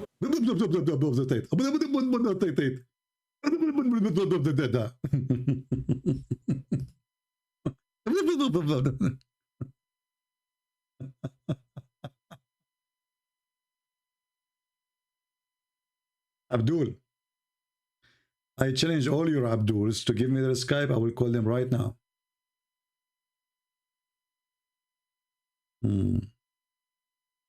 I'm here to challenge them how I am scared. They are the one who don't dare. When I called this coward in the screen, Mimi Hijab, he hung up on me 7 times. He did not let me talk. Who's scared? And he edit videos saying Christian Prince, sexual predator, when I was, actually, he is the one who was saying that, not me. He said to Muslim women, suckle me. I was quoting your prophet. And the filthy, your sister, she's a whore. He was saying Jesus, he played with his mother's breast. And this is why I mentioned suckle me. He's a coward, like your prophet. He could not debate me, so he tried to frame me. Coward, he is so much intimidated. And then we find that Mimi Hijab, he go around and he asks Muslim women to suckle him. Is that true? Yes, brother. He go around asking Muslim sheikhs if they can let their wives suckle him. He's making fun of what his prophet taught. Can you believe it that somebody is a believer in his religion? He make fun of what his prophet said? What kind of a believer he is? Here we go. This is Mimi Hijab saying, okay, can I suck your wife tit?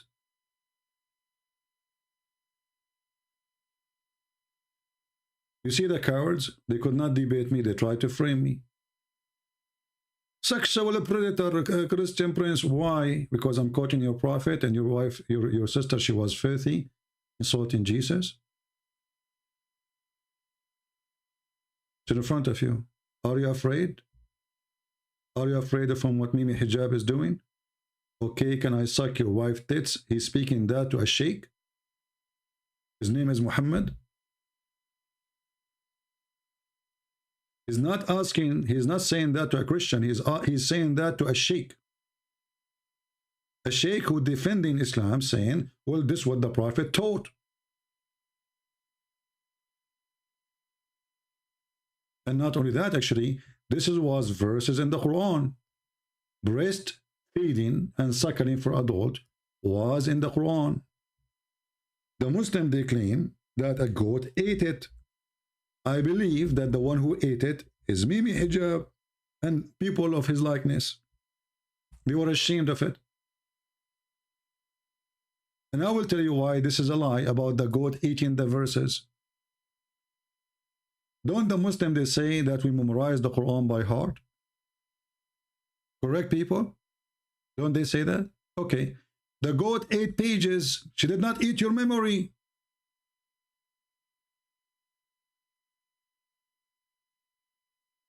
Did the goat eat every single Muslim memory, or ate 1 page or 2 pages or 3 pages of the Quran?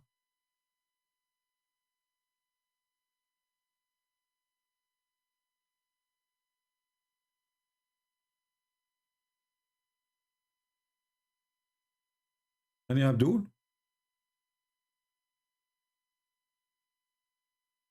Obviously, this is the Muhammad, and they decide to delete it. And as you see, this is not a hadith. This was verses sent by Allah. The verses of stoning to death an adult 10 times. Adult 10 times was revealed. Breastfeeding for what? Adult 10 times. It have to be 10 times. Was revealed. And the funny, they say to us, the Quran is preserved. Who is a Muslim can recite for us the verses of a breastfeeding for adult 10 times? Ask your Muslims, those who you mentioned them, the YouTubers who are just making money from you. They're a bunch of dummies. They don't dare even to say hello to me.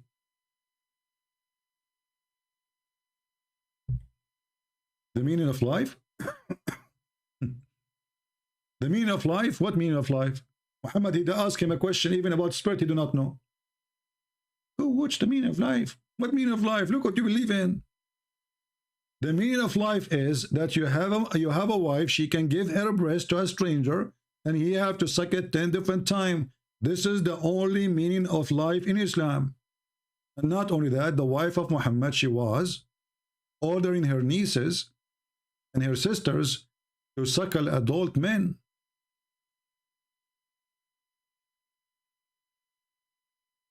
Is that true? Read and laugh. And this is Sahih. Yahya related to me from Malik, from that the Aisha, the wife of Allah Prophet, bless him and grant him peace, admit those who him, her sister and daughters of her brothers had nursed. How they do that? She opened an office for breastfeeding. Her sisters and her nieces, they take off their breast, put it in the table, because they're big. They can't carry them. They're heavy. And then anyone want to meet with Aisha, he have to suckle the breast of the sisters of Aisha.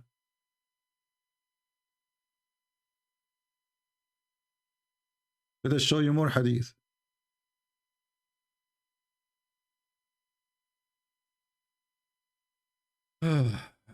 What a stupid religion. This is religion. If this is religion, what is this stupidity?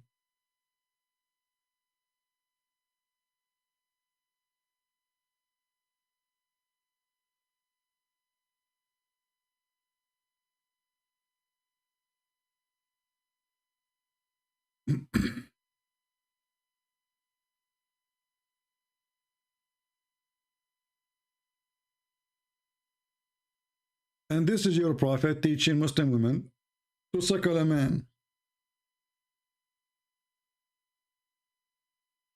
Look at this. The guy, he have a beard, and Muhammad is ordering the women to suckle him.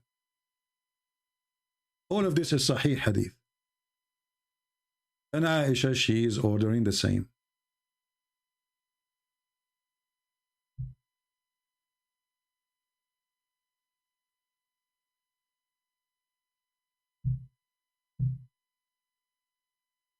Can I call you and talk about other subject? I'm a Muslim by birth.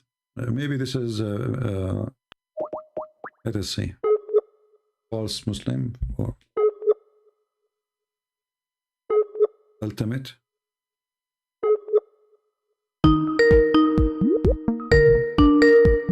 Yeah, this guy is obsessed.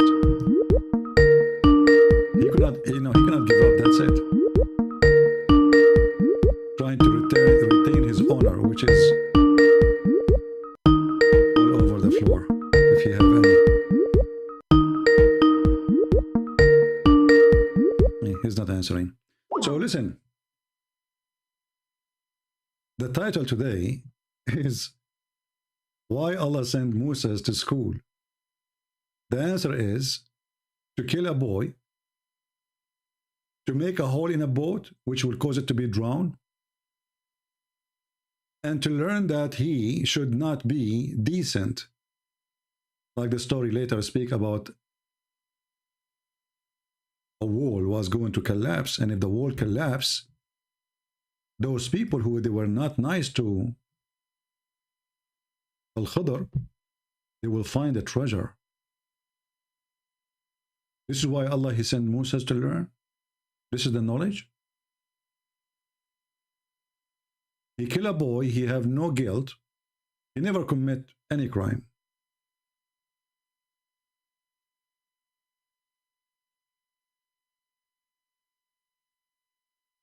This is what Moses learned. What the point of this? Stupidity. Allah, he destined the guy, the boy to be a kafir, and then Moses, he was wondering why you killed an innocent boy.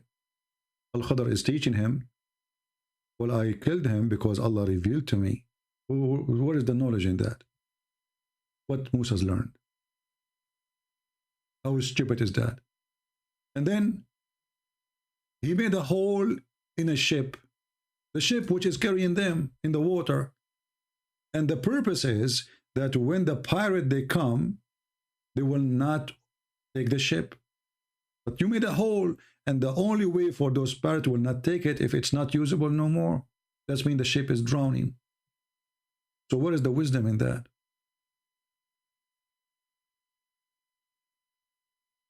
As for the ship, it belonged to poor people, okay.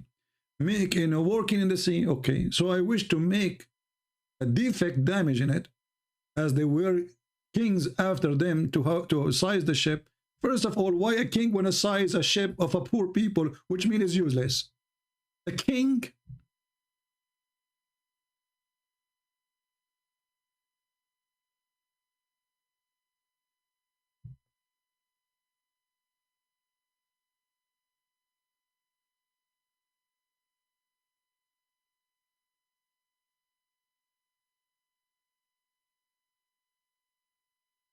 Who in the world want to believe that there is a king, he will steal a boat of a poor person, which is obviously made of nothing, a piece of wood? Who want to believe such a story? And now after we make a hole in it, the king, he changes his mind. But you damage the boat. If the king, he refused to take it, that's mean it is damaged. They will be drowning. So was Moses, was Al-Khadr helping those poor people? What a stupid story.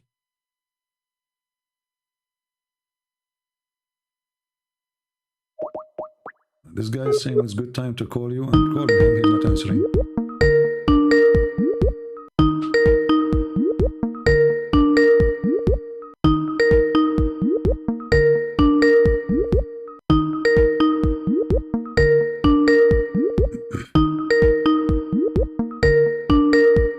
Are you going to answer or not? Let me mute the microphone speaker so you guys will not be annoyed with the ringing. He's not answering. People are weird, you know. They say to me, when you can't talk to you, and then we call them, they don't answer. Ah, he want to talk to me privately. Oh, okay, sorry. So this guy looked like he is going to leave Islam. He want to talk about, okay. I got you wrong, sorry. He's a Muslim, but he is almost out.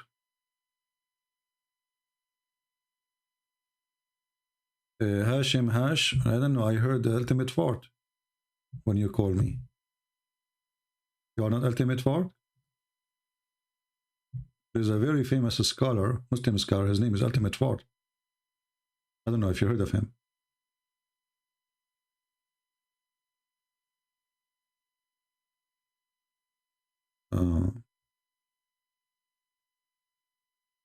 Big scholar. Let us see. Let us look for Hashim. Maybe I was wrong about you. No problem.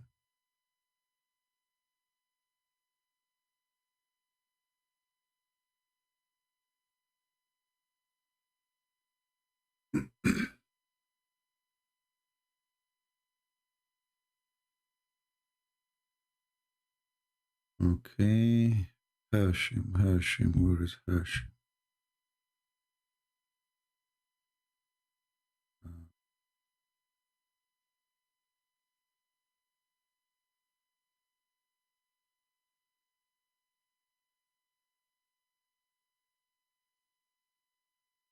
I'm trying to find you. Okay, here we go. Text me again, text me. I will call you.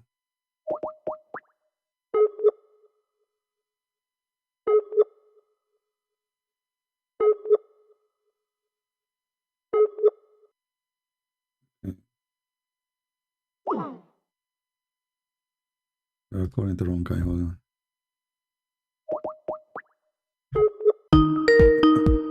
I think this is Ultimate Fort. He is desperate, but we can let us see.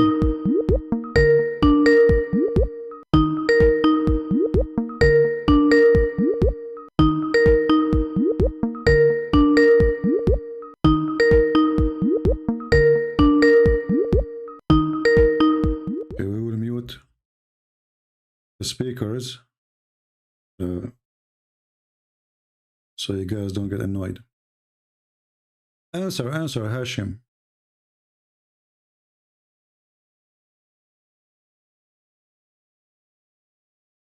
He's not answering.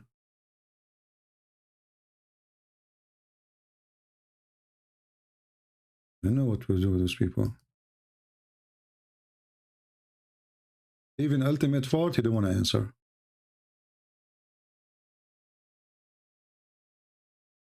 Do we have any brave Muslim? So this is the wisdom, the guy, he learned to be evil. So let us say there is some people, they are not being nice to me. And then they own a wall, and this wall, if it collapses, that will reveal for them a treasure. So what I will do, I will fix the wall.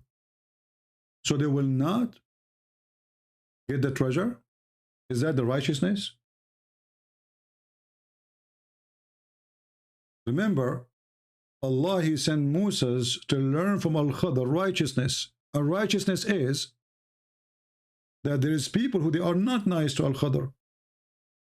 So he decided to fix the wall, because if the wall collapses, look here, by the way, look at this. And as for the wall, it belonged to 2 orphan boys in town, and there was under it treasure belonging to them, okay?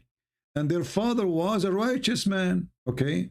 And the Lord intended that they should attain their age of strength to take of their treasure, okay? As mercy from your Lord, and it did not of my own accord, as the interpretation, blah, blah, blah.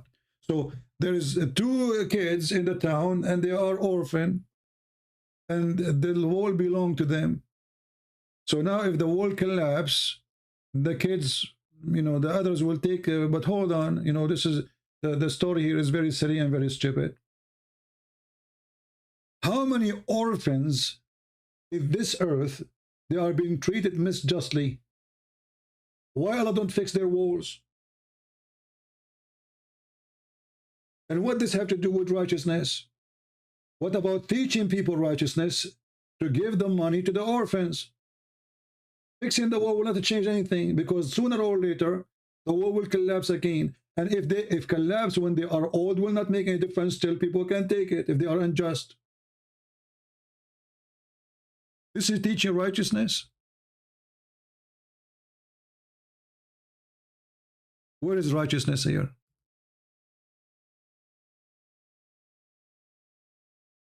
And what makes it more ugly is the story of the kid.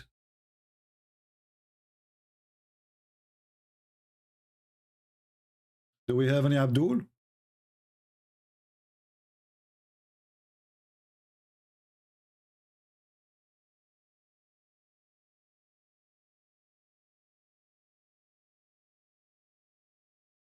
Let's see this Abdul here.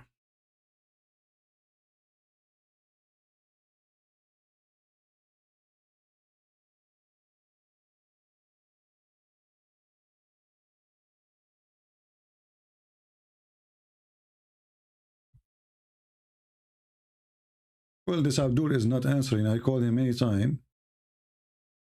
The one who called himself Hashim obviously is playing games. Let me block him. I will give you a chance. Call me one more time. You call me now. Last chance. Do we have any brave Muslim to tell us how righteousness is being taught? And do I need to go to different countries to learn these stupid stories to learn righteousness?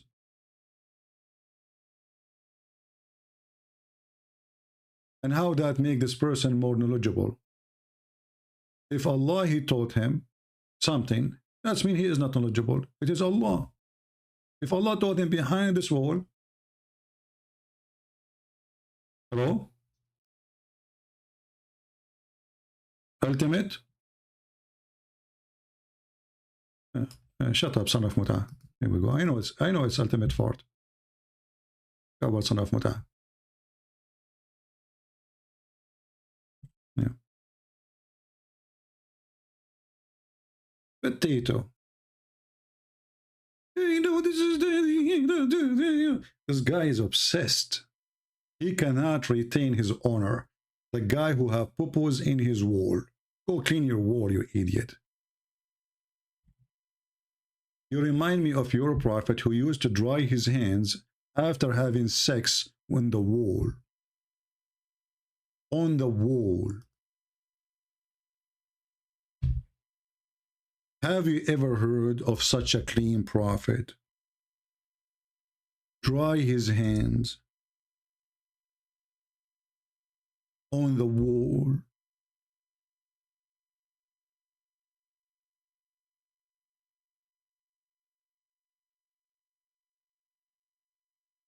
Let us see the hadith. Hold on.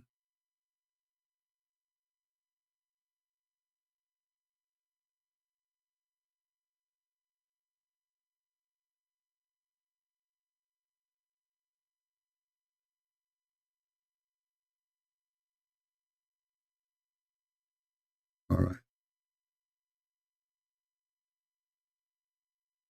This is why ultimate fault, his wall was so dirty, disgusting. He was following the steps of the prophet.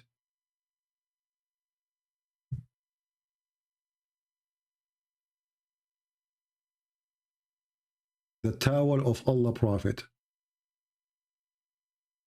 Do we have any real Muslim here have anything to say?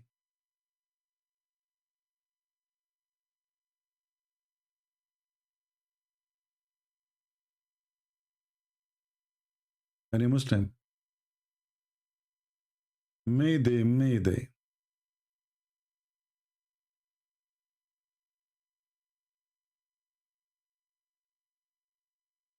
Well, Abbas is just a stupid idiot. No, he's just a kid anyway.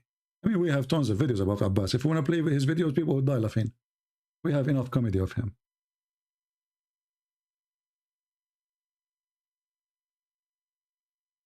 Usually I allow him to talk here, but since the last time he said very filthy words to about Jesus, I'm not going to let him to talk anymore. Otherwise, I used to use him for, you know, entertainment purpose.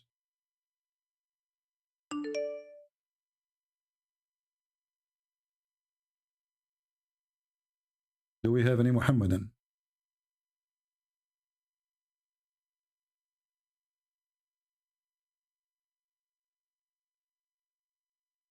Any Muhammadan? We have only ultimate fort. Ultimate fort, he make name after name in Skype.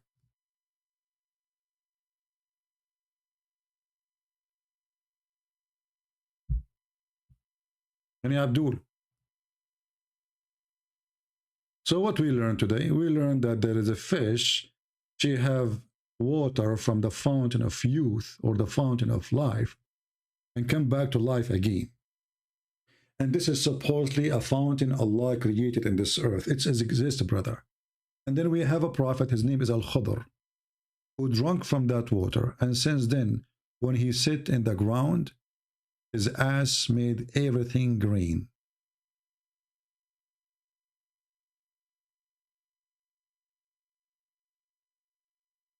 Isn't it amazing?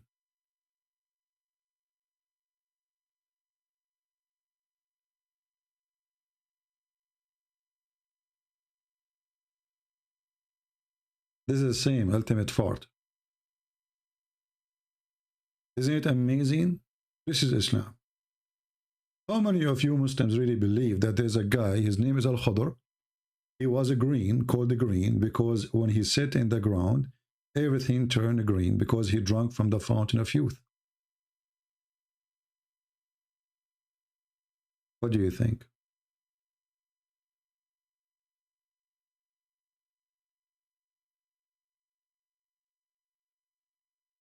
Anyone? This is the whole story, and this is what behind this story. A fiction about a guy, he exists long time ago. He was exist in the time of Noah. He was exist in the time of Moses, exist in the time of Muhammad. He was in the funeral of Moses, the funeral of all prophets. He was in the funerals. Why? Because he drank from the fountain of life. Stop telling me this guy want to text you, this guy want to call you, otherwise I will block you. I blocked that guy. He is ultimate fort. Don't you learn? I am not blind. Anyone will repeat the same thing. First of all, If somebody want to text me, he can text me. It's not your job to tell me who want to text me. My Skype is open. I'm not blind, I can see. So don't be silly repeating the same thing.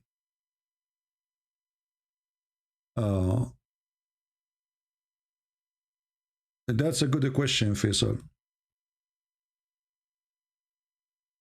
Faisal here have a question, as long as no Muslims is answering about, obviously they are covered to answer. Faisal here is asking a question, how Jesus become God? Is God? He was born, become part of his creation. Okay. You see, I'm going to use the logic you are using. Is that fair, people? Can we use the logic Muslim use? We should use it always, because obviously this is the only convincing logic. So according to your knowledge, or according to your logic, if we can call it logic, that Jesus, he cannot be God because he's part of his creation. That's wonderful.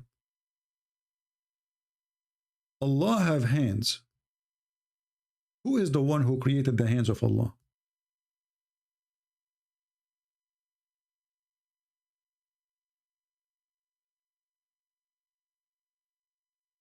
Can you tell me? Allah have hands. Allah have a shin. Allah have eyes. Even the Jews, they made fun of this Allah, who his hands can do nothing. Chapter 5, verse number 64. Is the hand of Allah is part of his creation or created by somebody else?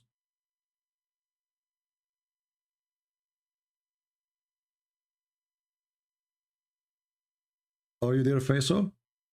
Do you like to call me?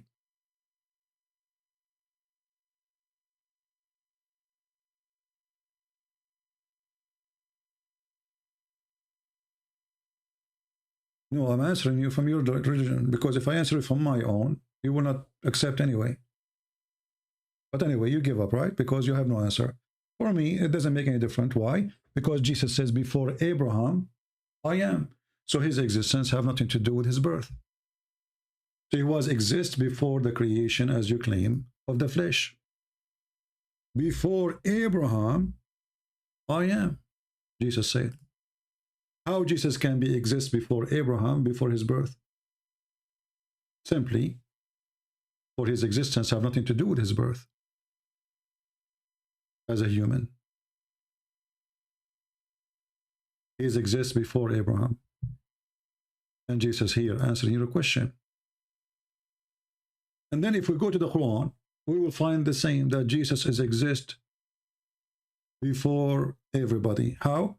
The Quran confirmed that Jesus is the Word of God. And is the Word of God created? If we search right now in Islamic website or Islamic books, you will find that Muslims believe that the Word of God is not created. Well, that is Jesus. So are you against your Quran now?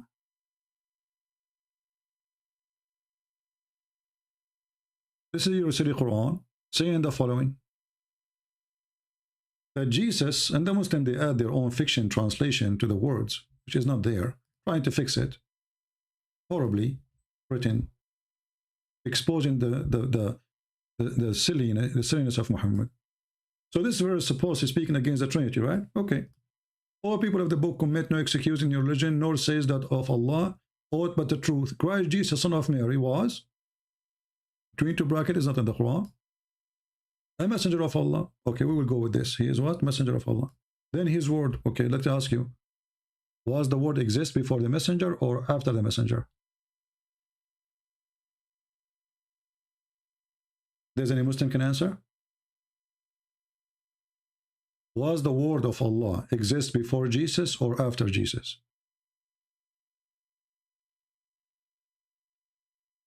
Now here, Faisal, he will decide to retreat and he will not answer.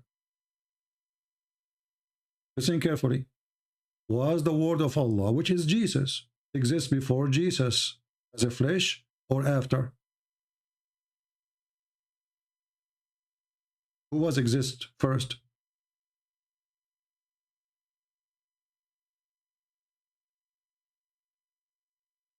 Who is a Muhammadan can help us?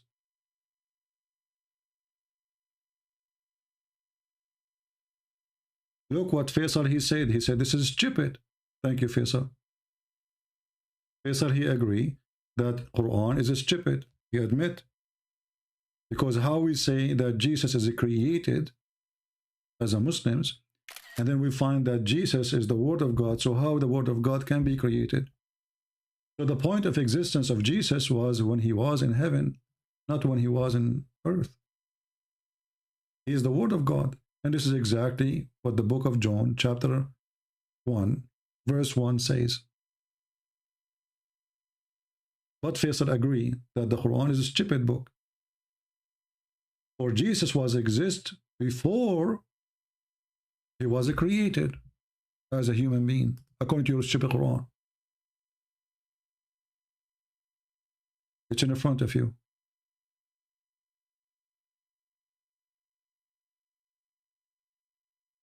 And not only that, what about Jesus being the Spirit of God?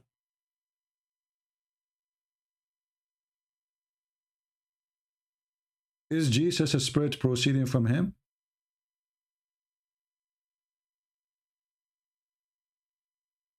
This is your stupid Quran. So was the Spirit of Jesus created? If the Spirit of Jesus is created, that means Allah is created too, because this is the Spirit of God. According to your Quran, Jesus have the Spirit of God. It's in front of you.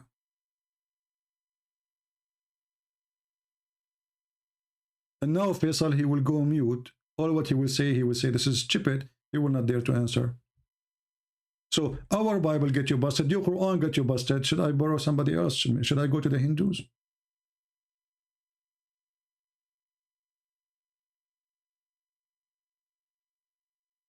And not only that, by the way, the Muslims, they claim that there are people who believe in the oneness of God, right? But if you ask Muslims, is the Quran created? Hey Faisal, tell us please, is the Quran created? Muhammadan in the chat, tell us please, is the Quran created? They will say no. Okay, so now we have Allah is not created. We have the Quran is not created. So the Quran is coming from where?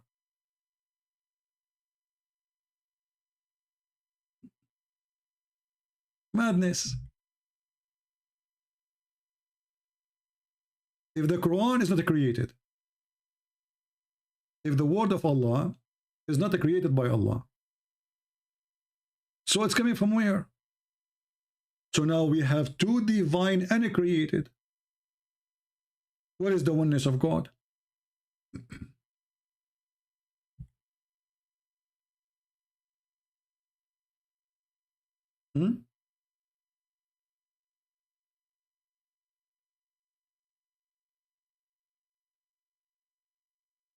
If I go right now and search in Prophet Google, peace be upon him, I will search for the following. Was the Quran created?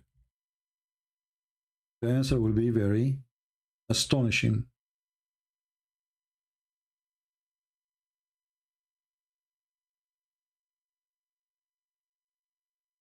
The Quran is the word of Allah. Maybe he exalted, not created.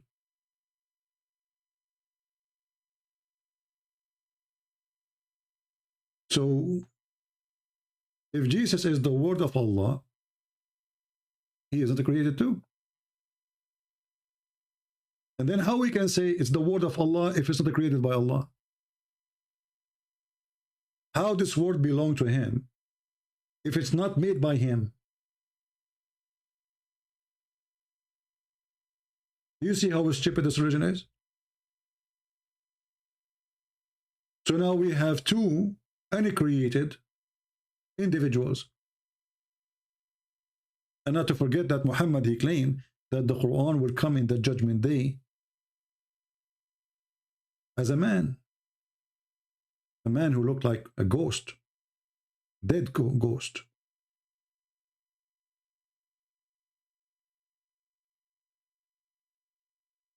This is how silly this cult is. And the funny, the same verse here, saying don't say Trinity, but here Muhammad is coming with different Trinity, saying that you can be 3 and 1 in the same time. Read carefully. Jesus is the messenger as a man. Jesus is the word, yet he's a man. Jesus is the Spirit of God, yet he is a man. 3 and 1 in the same time. Do you see it? So the same stupid verse saying say it no Trinity is the same verse proving different form of Trinity.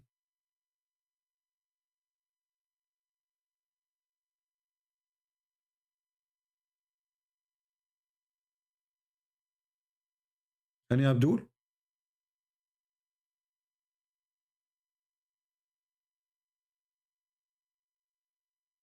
Anyone?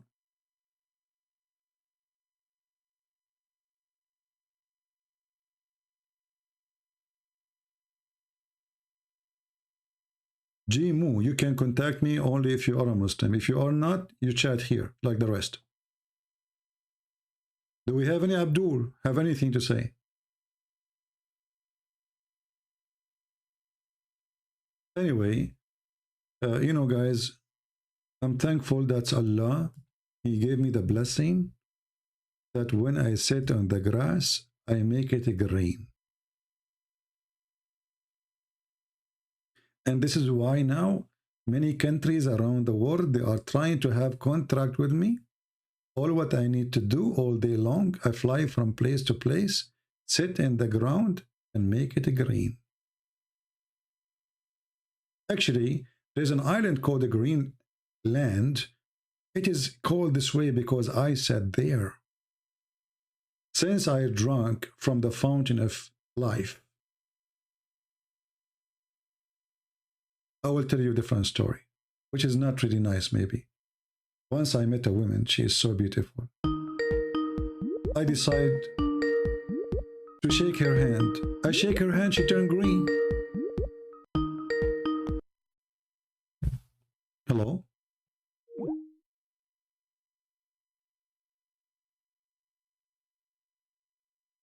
Why people are calling me? If you're not a Muslim, you don't call me. If you're not a Muslim, you don't call me. Let me see. Is this guy is a Muslim?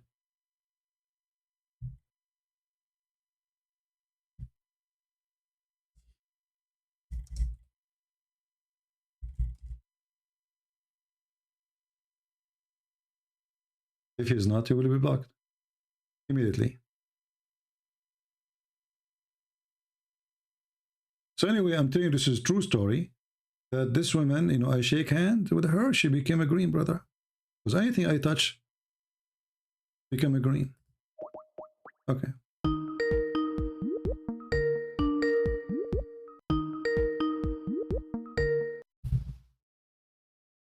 Hello? This is the same. Yes, my friend, you are live on air. Oh, thank you very much for having me. Can you mute YouTube, please? Shake hand with her, she became a green, brother. Anything.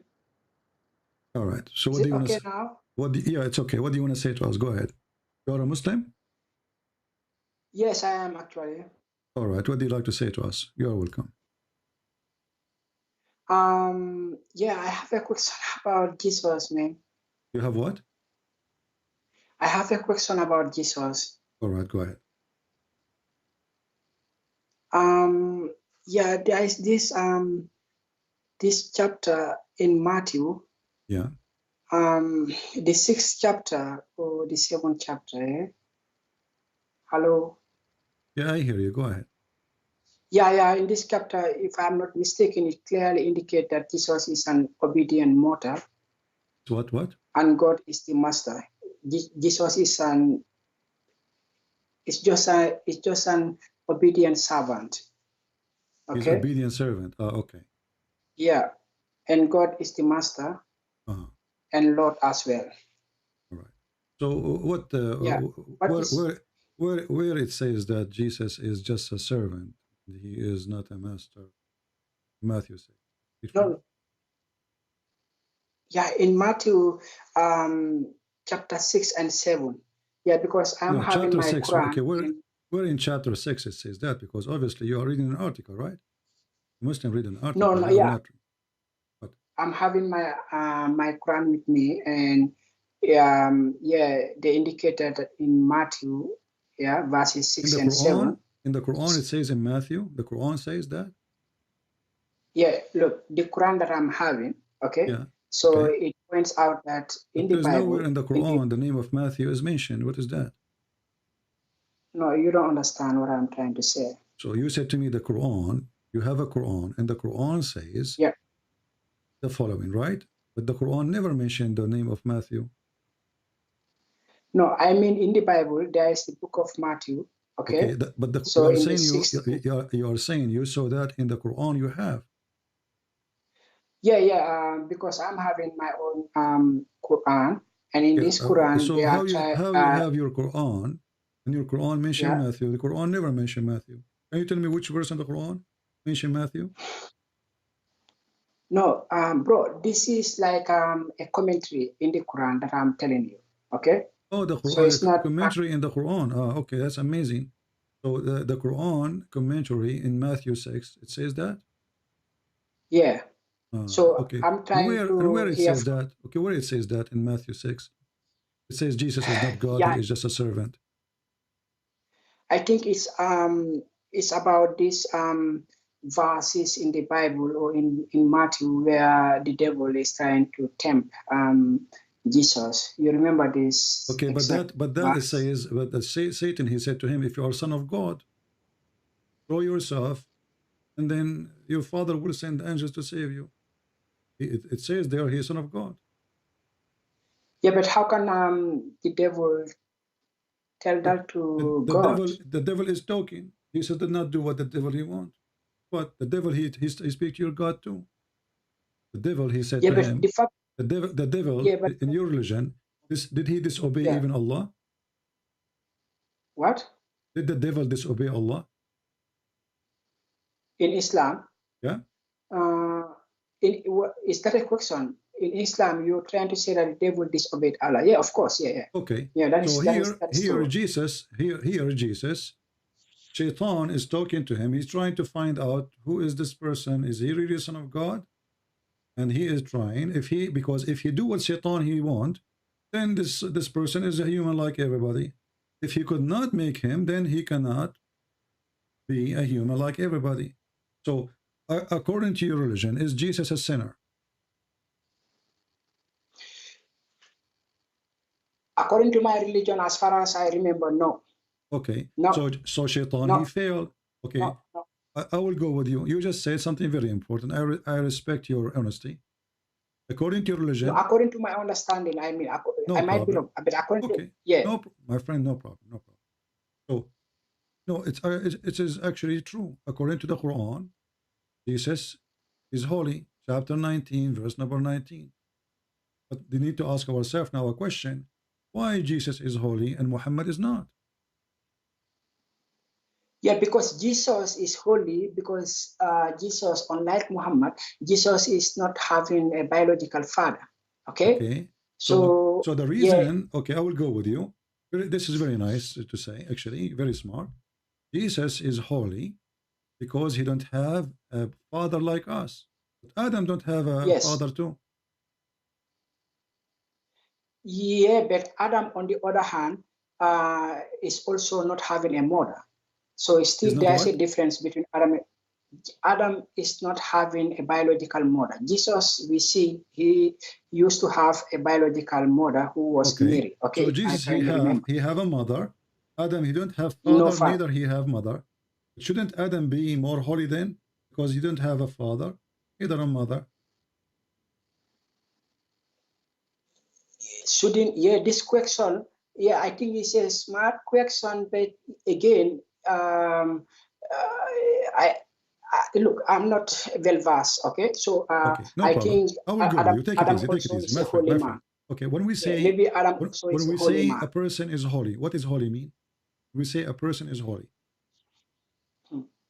What holy? Holy, I think holy means like somebody who is completely righteous,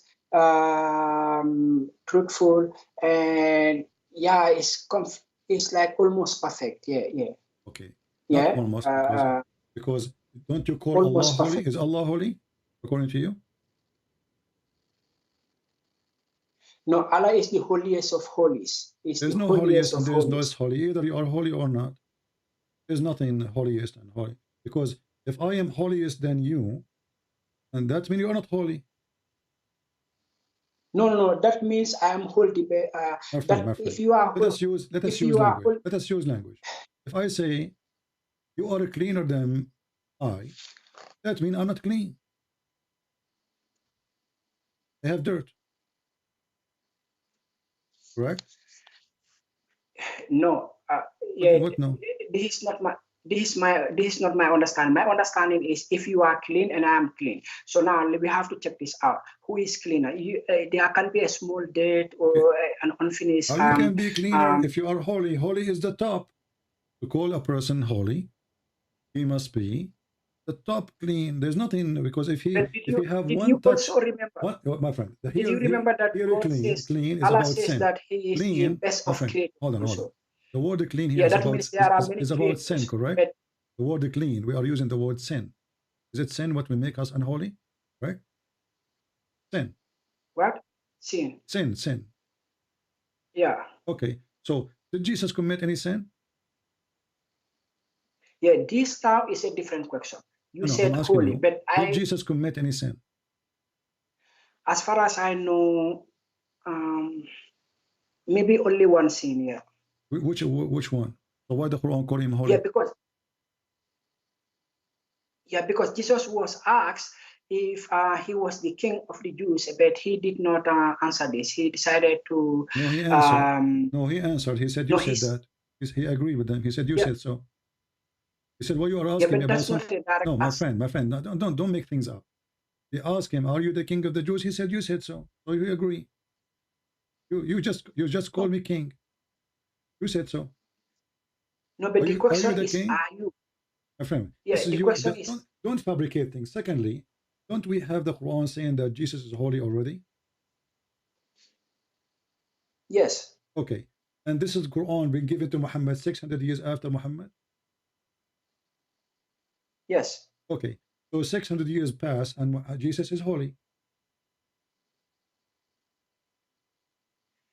Yeah, like I said, my understanding is that Jesus can be holy. Muhammad in the time of Jesus, was he holy? Muhammad in the time of Jesus. No, in the time of Muhammad, sorry. I mean, when we were Muhammad, the person, was he holy? Yeah. He was? Yeah, Muhammad was a righteous man. I'm asking, is he holy? Did he commit sin? No, he was not holy. Okay, I want you to read for me. I don't know if your screen is open. I hope your screen is open. I will put for you the verses from the Quran. What do you mean my screen?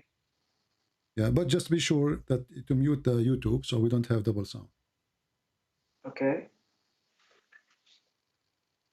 This is your Quran in chapter 48, verse number 2, saying that Allah is saying, "May Allah forgive your sin." Speaking to Muhammad. So now you confirm, and everybody heard you, that Jesus is holy. 600 years after Jesus, still Jesus is holy. Wonderful. Muhammad, in his time, he is a sinner. And the Quran confirmed that. Yeah, I can recall that that is true. So, okay. But so how Jesus, still the best how Jesus is a human being like us, and he is holy, and how Muhammad is the most righteous person. You just named him that, right? The most righteous person, but he's a sinner. Brother, Jesus is not a human being like me and you. He is simply not with a biological father. Okay? So me and you, we are having both biological parents. Okay. So now and Jesus, so you are saying that Jesus' nature is above sin. Is above sin. Yeah.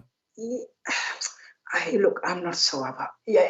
Okay. Maybe yes. Yeah. So Jesus' nature, people, is above sin. Muhammad's nature is the nature of a human being. Is a sinner. So who's God? Yeah. That. So what is God then? God is the one whose nature is above sin. God is the one whose nature is above sin. Yeah, but we look. Okay, we're talking about, like I told you in Matthew, there is this, My in friend, Matthew, there's exactly. nowhere in Matthew is saying what you are saying. That is not true. No. Jesus said, I am being sent by my Father. And then Jesus, he said to his disciple, I will wash your feet. But doesn't mean that he is like a servant, a slave. You know, he is being humble. He says, if you don't do what I'm doing, you don't belong to me. And then Jesus is the one who said, I am from above, you are from below. And Jesus is the one who said, I am before Abraham, I am. So all of this is Jesus saying that before Abraham, I am. That's metaphorically. No, not metaphorically. They asked him about his age. He said, how Abraham, he saw your day. Abraham, he saw your day. He said, truly, truly, I say to you, before Abraham I am. He said, how you are before Abraham and you are not even 50 years old. So this is not metaphorically. It's not up to you. The whole Bible speak about Jesus' existence, have nothing to do with his birth. Everything was created by him and for him, by him created. So here now me and you, we came to an agreement that Jesus' nature is above sin. Muhammad's nature is sinner nature. Yeah, it's sinful, yeah. Let us stop here. Is Allah nature is above sin or he is a sinner too? You know, first of all, we don't know what is Allah's nature, okay? Or God's nature, because like we only know about as far as we are talking, we only know about Jesus and Muhammad. Jesus is having a mother but not a father, so therefore we have some clue about Jesus' nature. No problem. I'm asking you now. Let us focus on the topic, please. When I say the nature, I'm not talking about his skin, you know, his hands, how they look like. No, I'm talking about the nature of sin. Jesus is you are the one who said to me, Jesus' nature is above sin. Wonderful. Is Allah nature above sin? Yeah. I would like to agree that Allah's nature is above sin. But again, I don't know what is Allah's nature like. Is it okay? If I go to you now and I tell you, go and flirt with the wife of your son, is that a good thing to do? I don't have son. I don't have any son. Let us say you have a son and he is married. You have a wife, huh? And then I say to you, go and flirt with her. Go to her house. Tell her that you want her in bed. No, I will. Is that evil from Satan or this is from Allah? You know, if Allah orders me to do that, then I suppose Allah is having a good reason why I should do that, because there's a good sin in Islam. Huh? There's a good sin in Islam. Yeah, there is a good sin. For example, you can lie. So you are saying to me now, if Allah told you to flirt with your own son wife, Allah, he have a good reason for that. What is the good reason? Yeah. First of all, Allah never told me that, so I can only draw examples. Chapter 33, verse number 37. He told Muhammad. He told Muhammad, chapter 33, verse number 37. Allah, he told let me Muhammad open my Quran. That this woman is yours. So have fun. No, you said chapter what? 33, verse number 37. 37.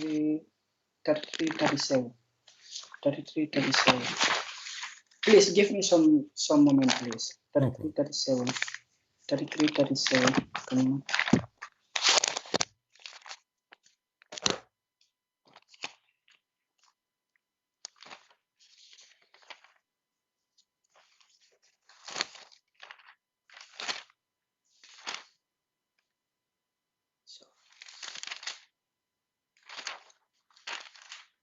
No, he is not. He did not call me before.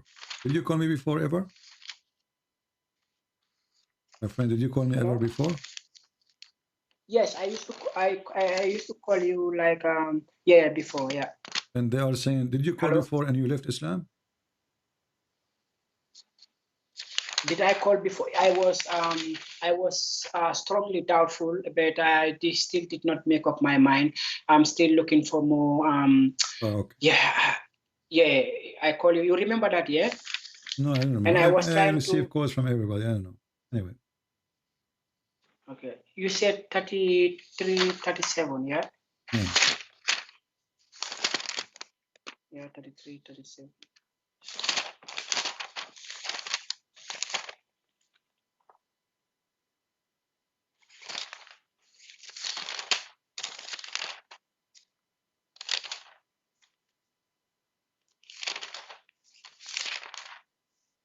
My friend, you can look on the screen. There's no need for all this stuff to look for forever. Look on the screen. We have it really there. Find it. Okay. Let me open it. Okay, right. I can see it. And remember when you said to him, Zayd bin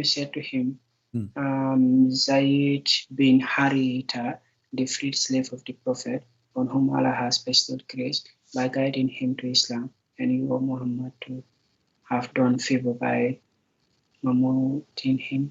Keep your wife to yourself and fear Allah. Keep your wife and fear Allah. So Allah saying to Muhammad, why you are training the man, keep your wife, when I told you should take her? Why? So it says keep your wife and fear Allah. Why God want to encourage relationship between a married woman and a married man? And the married woman is married to the son. Is that ethical in Islam? Yeah, but this privilege is unique to Muhammad only. So this is a privilege so it's a privilege to be filthy? No, not necessarily. I think like what do you mean not necessarily? So now if you go to your son and you flirt with the wife and Allah told you this is a privilege to you, that will make you a good person. Like I said, Allah is having reason for whatever commandment that he. What is the reason? Muhammad, you have already many wives. What is the reason? Already have many wives. Is he single? Is Muhammad, he cannot find a wife? And the woman she is married already. No, not. The woman Muhammad she is can married have any already. wife. Listen. Muhammad here, he broke the commands of God. When God, he gave Moses, he gave him command. And the command says, don't wish what is not yours. Don't look at the women is not yours. Don't take the money. Don't steal the money is not yours. So Muhammad is breaking the command of God.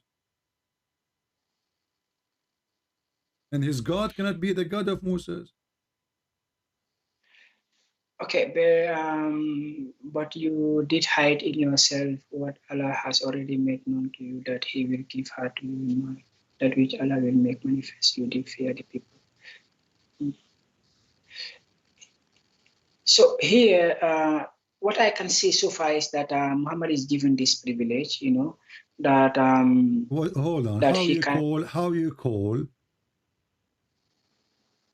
fornication a privilege?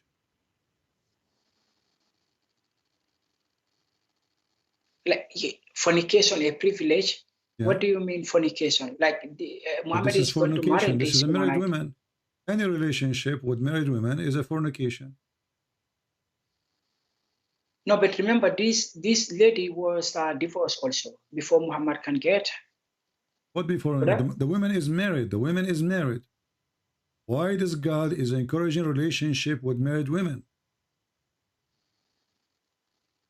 And what kind of a prophet he go to the house of his own son when the husband is not there, and he flirt with the women? Didn't his God say to him the opposite? She says, "Shame on you."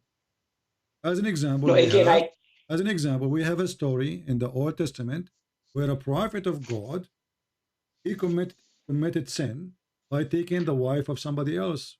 He did not sleep with her until the husband died, but he sent him to war to die, evil.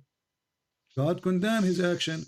Here the God of Islam is blessing him, saying to him, why you are hiding what Allah told you? He's encouraging him to have relationship with married women, and you say to me this is a privilege. Yeah, I think this privilege is reserved only to Muhammad. That's why you will not see anybody doing this again. Although so what we learn from you now that Muhammad, you have a privilege to be perverted. To be what? Perverted.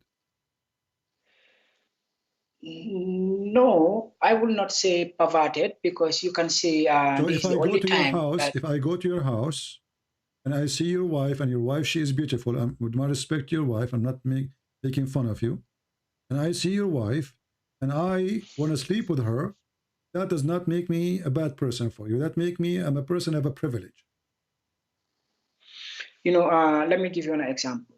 No, don't give me an example. I just take, give you one. I just gave you one. I go to your yeah, I go to your house when you are not there. And I say to your wife, you are beautiful, I like you. And we go to bed. yes. Your answer is, this is good. You said you flirt with my wife and then you go to bed with my wife. No, but that's not what happened here. No, this is what happened Muhammad, here. He flirted with her because he want to have her. And now Allah is yeah, telling but him, why you are hiding what Allah he told you? What he told him, you will take this woman, take her. So now he went to the house of the man. So the wife, yeah, she will tell him, listen, he did it on purpose. So that when the husband, and obviously they are in bed together already. The women, when the husband, he came, he was happy, excited. He told him, your father was here and he flirted with me. A person who have honor, he will go to fight the yeah, father. What shame on you? You are a scumbag. You are filthy. How you do that to me? Instead, he knew remember, that Muhammad Muhammad, he is the cannot play prophet. games with him. He will kill him. So he went there. He said to You him, you said know, flirt. my wife, she I is will. not good to me. I want to divorce her. But he never mentioned divorce before. Until the wife, she Yeah. told him that your father was here and he was flirting with me.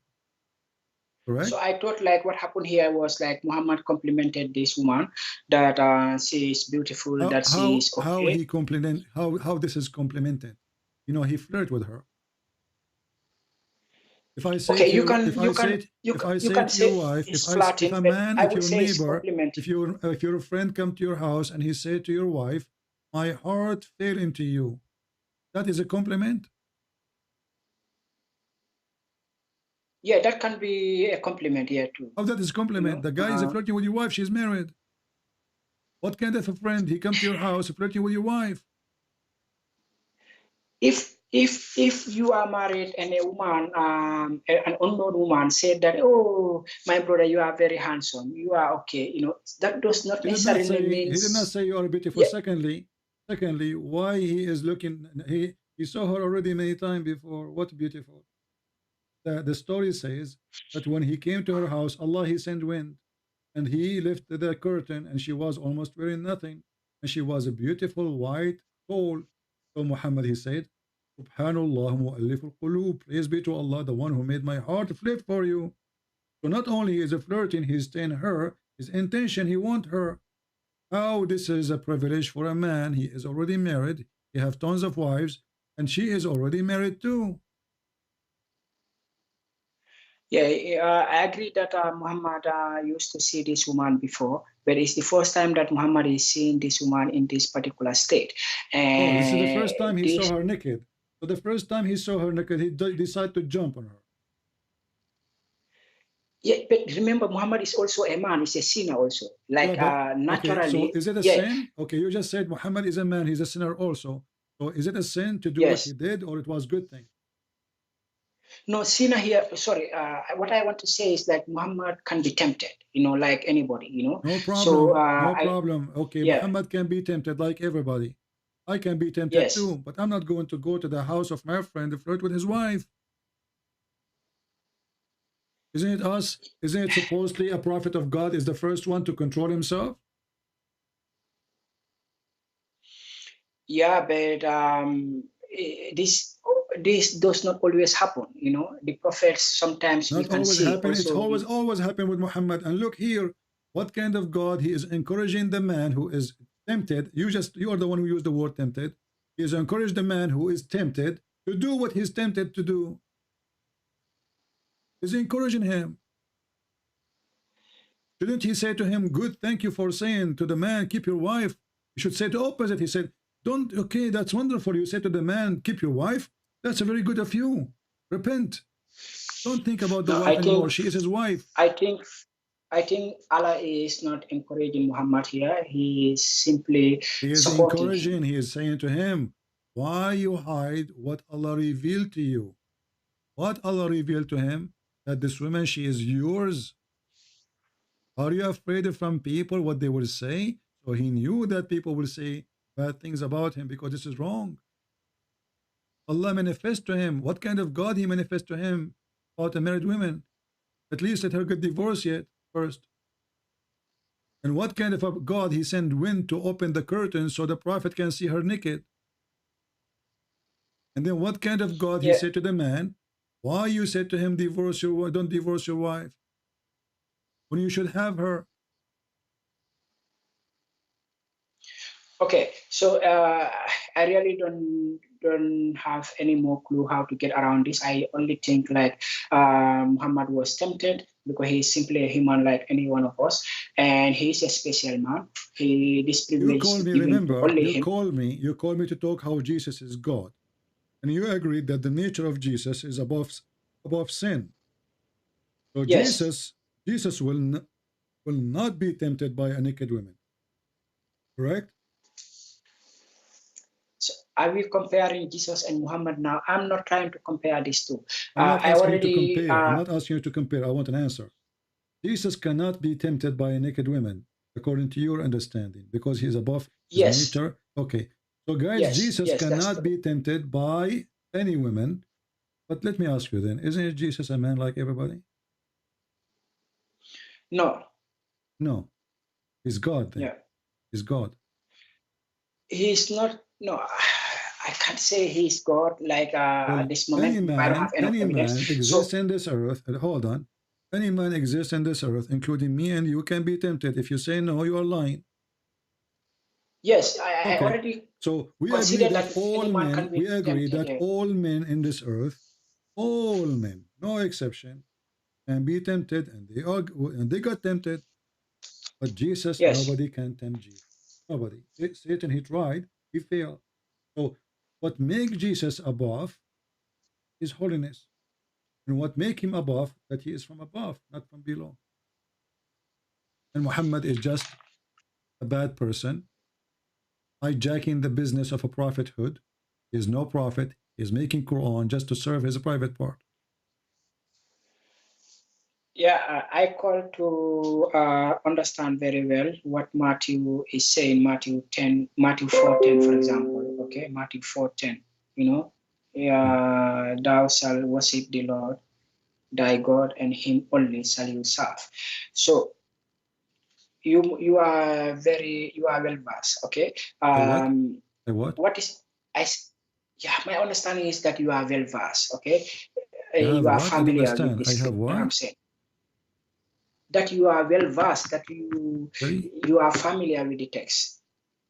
Right? I don't understand. You are very. Somebody can tell me what he's saying. You are very what? No, I said you are well versed. You are well versed. You read extensively. Well versed. Okay? Okay, well versed. Yeah. Okay. Yes. So Matthew 4:10 is saying that you shall worship the Lord thy God, and him only shall you serve. So I don't get the context. I only see this verse. Okay. So who is speaking here in your context? Is it Jesus who is speaking here, or is Yahweh who is speaking? Jesus speak to Satan. So Jesus is telling Satan that you should worship your Lord? No, he is quoting for him. He's quoting for him what the command of God is, that the only one you worship is God. So here, the Satan is asking, well, you know what? I will give you this, I will give you that, I promise you this. And then Jesus answering him, refuting him, that the true righteous person is the one who only do such a thing only to God, no one else. So you are no one. I am the one who people will bow down for him.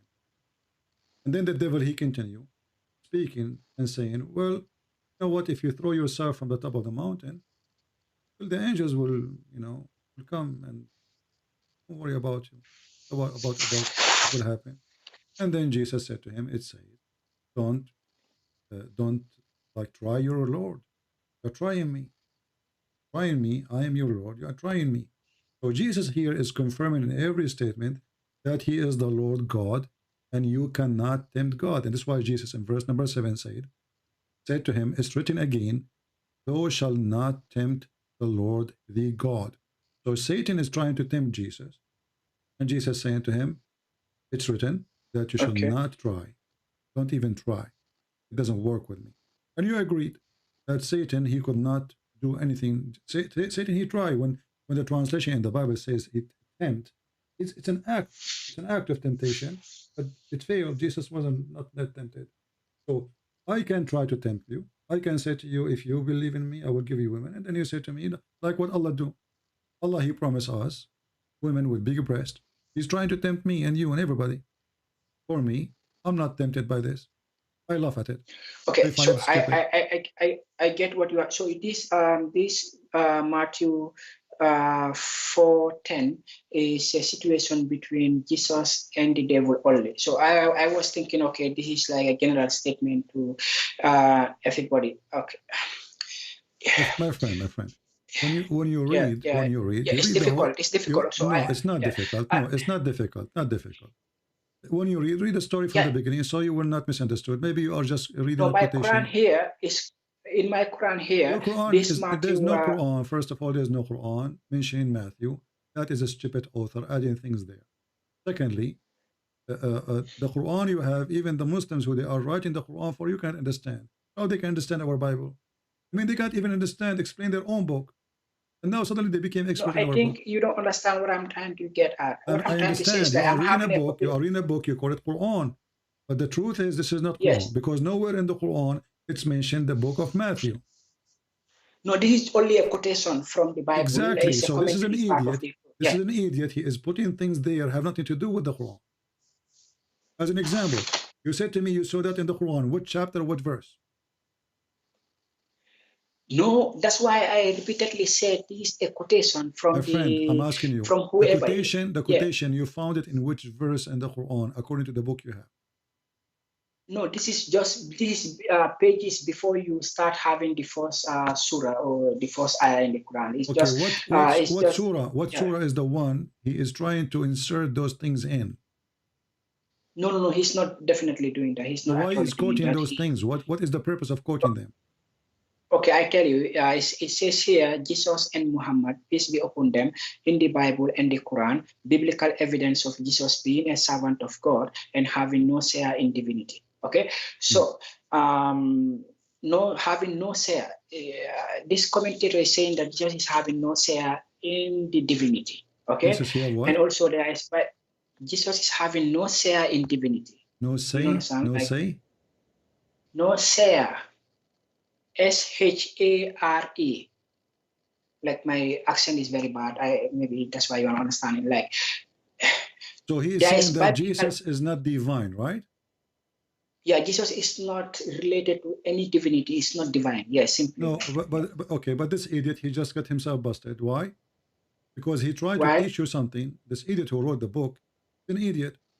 Because he's trying to teach you something, and you are the one who said to me that Jesus is above the nature of all mankind. Can you repeat that, please? You said to me that the nature of Jesus is above the nature of all mankind. He's not like anyone, correct? Yes. That means divine, because the nature of mankind is the nature of mankind, and anything else can be called holy. It must be divine. So the nature of mankind is a sinner. The nature of Jesus is not a sinner. The nature of the angels are the angels themselves. They can commit sin. Even in our Bible, angel himself, he commits sin. He was thrown out of the mercy of God. In the New Quran, angels are liars, and they commit sin. They accuse Adam to do mischievement, and Allah told them, if you are truthful, Okay, just for a moment. In my lifetime, I'm already almost 26 years old. I have seen locations, I have seen characters that are repeatedly being referred to as holy man, holy places. I don't care. So those are false statements. One, because no man is holy, only God is holy. That's why I'm having difficulty to try to catch up with difficulty. Don't be fool yourself. Yeah, because somebody said to you, the holy priest, he's not holy. Or the holy pope, he's not holy. Yes. Or the holy Christian prince, he's not holy. Or the holy prophet, the holy he's not imam. holy. Listen, my friend, yes. there's no one is holy. We can use the word as a language, to show respect of like their decencies. But when it's come to holiness, there's only one holy, that is God. And now we are talking about, and now we are talking about who commits sin, who commit not. So a person never commits sin deserve to be called holy, or he never commits sin. But it's not only just about committing sin. Jesus is way above that. As an example,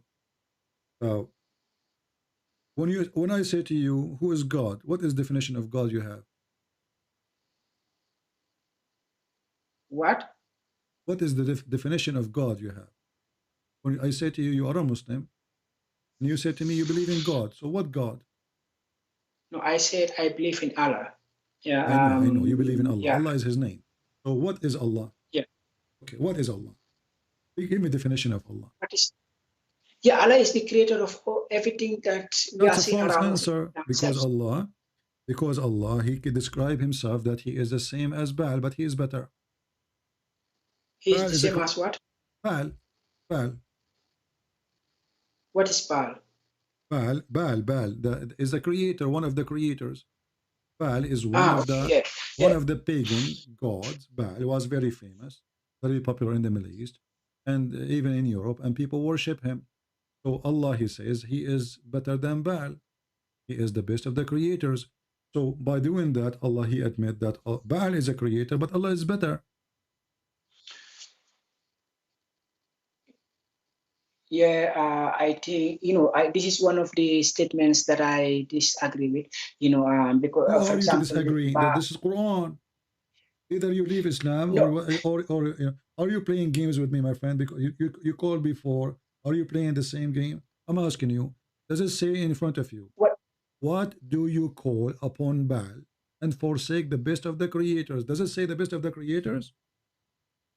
Yes. Okay. So Allah, He put His name next to the name of Baal, saying He is better than Baal. He is the best of the creators. By saying I am the best of the creator. Why you pray to Baal when I am the best of the creator? Which means that means Baal is a creator and Allah is a creator, but Allah is claiming that He's better. Otherwise, comparing myself, if I say I am the best of the student, that means there's other student, I'm not the only one. Do you agree? Yeah, I understand that. I understand your point. So Allah is the best of the creators, but there's no other creators, or there's other creators? Based on this statement, there is multiple creators, and Allah is the best of all of them. So how, when I asked you who is Allah, you said to me He's the only creator? No, I said Allah is the creator of everything around us, including ourselves. That's what I said. He didn't. Hold on. He said that I am the best of the creators. So the creator of Baal is where? Where is Baal? I told you a moment ago that this is one of the verses that I disagree with. So you can see who I am. Agree or so, so you don't agree with the Quran now, so you have to leave Islam then. Either you agree with it or you don't agree. If you don't agree, this means you leave Islam.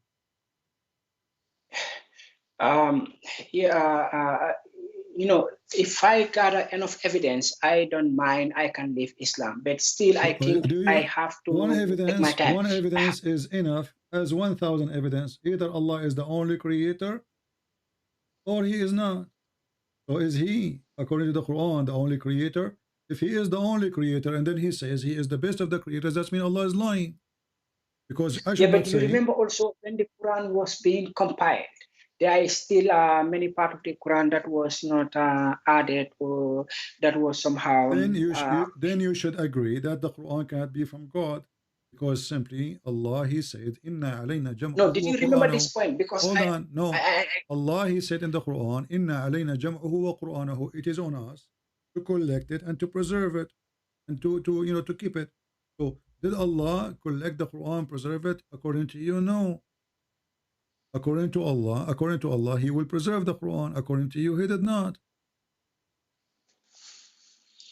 The preservation of the Quran, as you said, I have trouble agreeing with that 100%. Yeah. Okay. I'm still in it. Okay. So Allah, He could not preserve the Quran, could not collect the Quran. And actually, the one who collected the Quran is Uthman ibn Affan, not Allah. This is again proving that Muhammad is a fraud. But now as long you are saying you don't agree with this verse, you don't agree with that verse, well, the one who made the verse is who? The one who revealed the verse is Allah, I believe, still through the Archangel Gabriel. So how Allah he makes such a but mistake? now, Why you don't what? agree with Allah then? Allah is the one who revealed this No, verse. come on.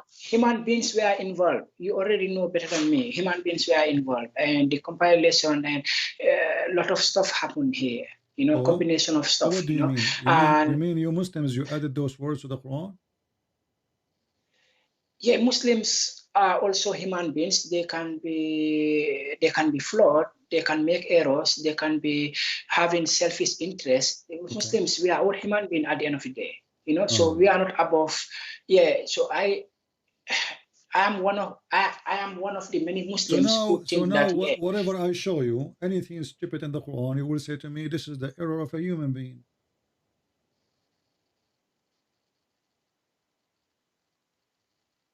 Whatever is, no, I will not do that. Yeah, anything I show you, anything I show you now, you will say to me, "Well, I don't agree with it. This is obviously error of a human being. This is somebody added there." So, why you are calling me, my friend? Why you call yourself a Muslim? Why you call yourself a Muslim if there's no book left to follow? How you follow the book which you cannot trust? You are saying to me that those verses is added by Muslims. So how you follow this book if you don't trust the book? Yeah, I follow this book simply because there are many other wisdom. Yeah, other what? That touch my heart. Yeah, there are many wisdom passages. Wisdom. That Okay, touch my heart, give me an example. Give me an example of the wisdom. Because there's many wisdom. Give me the wisdom. Give me the best wisdom you have in the Quran. Yeah, come on, bro. Come on. There are many wisdoms in the Give Quran. me one. For example, give me the best one. Huh? Give me the best one. Yeah, for example, the Quran says that if you will kill one man, it's like you kill the whole mankind. You remember this? So why the Quran says kill them wherever you find them? Yeah, but this is a war situation also. This is a conflict situation. This is a situation. So a second ago, non-killing is wisdom. A second after, killing is wisdom. We were talking, my friend, hold on. First of all, the verses you are quoting for me, Muhammad was quoting the Torah. This is not Allah. No, what I'm telling you, he was quoting the Torah. It says, even in there it says, for this reason it was prescribed for the children of Israel that whoever slay a soul, unless, like for not justice reason, he is as the same as someone who's in slaughter everybody. And this is in the 10th commandment. Don't kill. So Muhammad is quoting the Jews. This is not Islam. The verse after it, Muhammad, he says, kill everybody. Those who they are against Allah, wage war on Allah, not wage war by taking sword. Right now, the punishment for me for speaking against Muhammad is death. This is waging war in Islam. So the punishment of those who wage war against Allah and His apostle and strive, make mischief in the land, is what? They will be murdered. But even there in Quran it says they should be murdered. Do you see it? It says they should be murdered, or they should be crucified, or we should cut their hands. So how the one who kill a human being for no crime he commit was, I did not commit a crime. This is what the verse is saying. If I did not kill anyone, I should not be killed. If I did not kill specifically, I should not be killed. The verse after it says, the one who is against the Prophet, kill him and cut his hands and put him in the cross. But you can see verse 33 is saying that those who wage war against Allah and His apostle and strive to make mischief in the land. So this is specifically isolating this group of people who are waging war against Allah and His apostle. And also, so you agree? You support killing me? No, I will not do that. I will not. I don't support me killing. It's not up to you. I will not kill. I am according to your verse. According to your verse now, I'm causing mischief in the land. No, you are not causing mischief. I think hold on, just to show you that you are a hypocrite person. Isn't it the Quran chapter 9 verse number 9 speaking about talking about killing the Christians and the Jews just because they don't believe in Islam? No, this verse 33, I can see that it says waging Don't tell war me history. against Allah. The verse in the front of you, it says, fight those who don't believe in Allah, nor the last day. It doesn't say those who fight you. It says fight against those who believe in Allah. Who fight against those who believe not in Allah. So number one reason, what? They believe not in Allah. Number one reason, number two reason, no the last day. But third reason, they don't forbid what Muhammad forbid, which means they don't follow Islam. Number four reason, those who don't acknowledge the truth, religion of truth, which means they refuse Islam. From the people of the book, and this, so all the crime they did, they refuse Islam, and now we have to kill them. So how you say to me, the Quran, the wisdom, it says if you killed one man, as if you killed all mankind, and now you want to kill anyone just because you don't accept Muhammad to be a prophet? Yeah, but you can also see that there is this verse that says that if you kill one man, you kill the whole mankind. How that so work, now my friend? Muhammad, all what he did, he justified the killing now. That if you kill one man, if you read the verse, by the way, this is about killing a Muslim. If you kill a Muslim, as if you killed mankind, but if you kill all the Hindus, it's okay. If you kill all the Christians, okay. You want me to show you the interpretation for the verse? Yes, please. Okay, let us go and see the verse. If you kill a Muslim, and now if this is what it says, what you will do? Are you going to leave Islam? Or say yes, please, just to, playing games? Like I said, I think this religion is too old and too deep. Yeah, too deep. For me, I can tell how too deep it is. Yeah. So guys, this religion is too deep. Okay, too deep. It says the sperm coming from the backbone. And too deep, it says that the prophet, he can flirt with his... It's too deep, hold on. And too deep that the prophet, he have a privilege, he can flirt with the wife of his son. Very deep. Now read with me. Which book of interpretation you like to read from? Which one is your favorite? I think Ibn Kathir. Ibn Kathir. Let us go to Ibn Kathir. Okay, let us go to Ibn Kathir. Here we go. We want to make you happy. Ibn Kathir.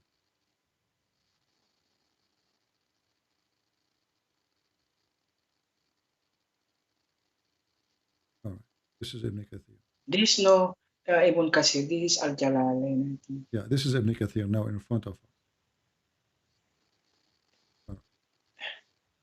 The ayah states, whoever kills a soul without justification, such as in retaliation of a murder or causing of mischief in the earth, okay, as if he killed all mankind. And now we could go down. He continue more, he says. Meaning, if anyone killed, he's repeating the verse here.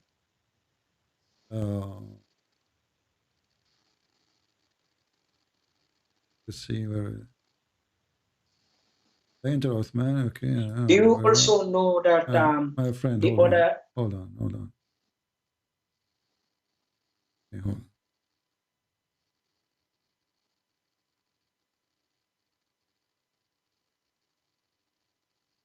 Read it. It's about killing Muslims. If you kill Muslims, you are murdering. If you kill non-Muslims, this is only for Muslims. Read carefully. Whoever kills a soul that Allah forbid killing is just like the killing of all mankind. Sa'id ibn Jabir, oh, they will see it. He said, he who allow himself to shed the blood of a Muslim is the like who allow shedding the blood of all people. He who forbid the shedding the blood of one Muslim is like the one who forbid the shedding of the blood of all people. So this verse here, Muhammad is using it to not to kill Muslims, but we can kill Christians. Yeah, it's like whoever kills one soul that Allah has forbidden. One Muslim. It's for Muslims. You cannot kill but Muslims. You can say it's one soul. No problem, but the soul of a Muslim believer. Because Allah forbid you from killing a Muslim believer. So whoever kills a soul is forbidden by Allah to be killed. But there's other souls is not forbidden by Allah to be killed. Like the Christians, the Jews, the Hindus, the atheists, etc.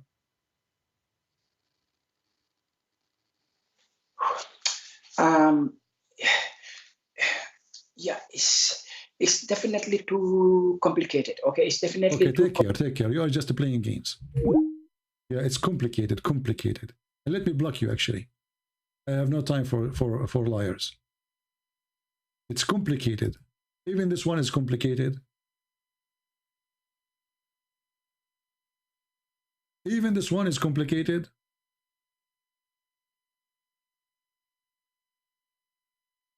There is wisdom in the Quran. What is the wisdom? The sperm coming from the backbone of the man, and a sperm coming from the ribs of the women. And if you go to your wife, son, you're the son of your wife of your son, flirt with her. This is wisdom. This is wisdom, brother. Only Allah can come with such a wisdom.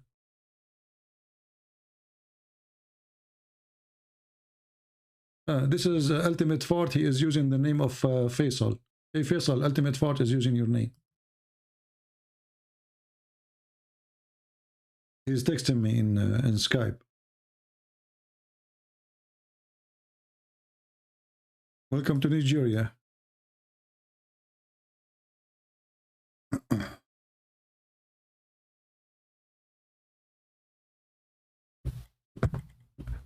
Why you are using somebody else's name, Ultimate Fart?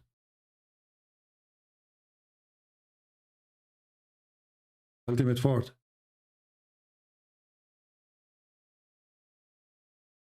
Oh, this is not Ultimate Fart. I was wrong then. Okay. Is that Faisal? Yes, I am. All right, Mr. Faisal. How are you, my friend? I'm good. How are you? I thought somebody using your name. Okay. No, that's actually me. Okay, so what do you want to say to us? You were in here for a while, and you. Yeah, I'm sure just you give have... me a sec. I can't hear your voice very clearly. Just trying to fix my speaker. All right. Fix it, and we will be happy to hear you. You hear me now better? I can hear you, but not that loud, actually. I can barely hear you. Okay, hold on. Let me see. Let me call you back. Hold on. Give me a second. Which is strange because I think this is from your side because the previous caller, he did not complain about my voice. Yeah, the voice is very high in my side. This is only in your side, my friend. So fix your speaker. I will give you a minute or two to fix it. Just text me, tell me that I am ready. Fix your speaker and I will call you. Well, I thought somebody is using his name.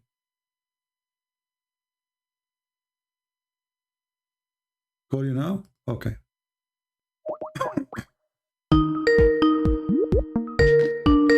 Hello. All right, Faisal, you hear me, my friend?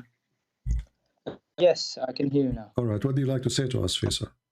Thank you for calling first. I appreciate that you're being brave. Yes, it's not actually being brave. I'm just saying what I feel is right. Okay. And what is actually more logical and makes more sense. All right. Go ahead. May I ask? Go ahead. Do you remember my question about Jesus? What was the question? Yeah, may you answer my question then? What is the question? The question is that Jesus, Jesus, the son of Mary, how is he a God? And if you answer this question, how has he become a God? He did not become a God. Jesus did not become a God. Jesus, God, but who you're became a Christian. man. Yeah, for me as a Christian, Jesus did not become a God. Jesus is God who became a man. So he is God by definition. He is God. According to your... Yes, he is God. And let me help you. Do God knew the future? I want to see evidence, please. Okay, I will show you evidence. Do God knows what you hide in your houses? Of course he does know everything. He's all-knowing. Can God read your mind? Of course. Okay. Can God forgive sin? Everything.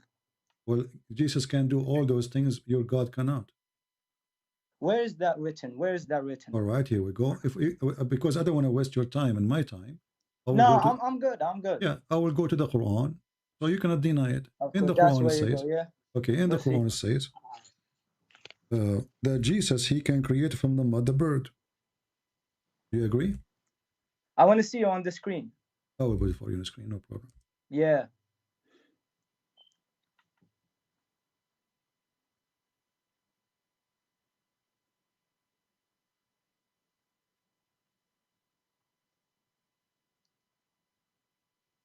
chapter 349 and chapter 5110. Chapter 349, verse 49. And 49? Yeah. And chapter Really? 5110. Let us go to 349, is a shorter. Okay. So here the verse confirm the following, that Jesus, he can create from the mud a bird, and he can breathe into it. Of course he can. Let me tell you this. Okay. There are many prophets, right? Okay. Each prophet has his own miracle. God gives him miracles, such as Jesus.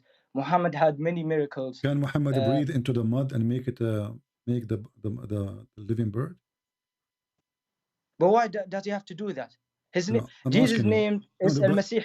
Al-Masih ibn Maryam. My friend, you speak Arabic. That's wonderful. I'm asking you. Of course I can. If there's any other person, he can create from the mud a living creature beside Jesus. Allah.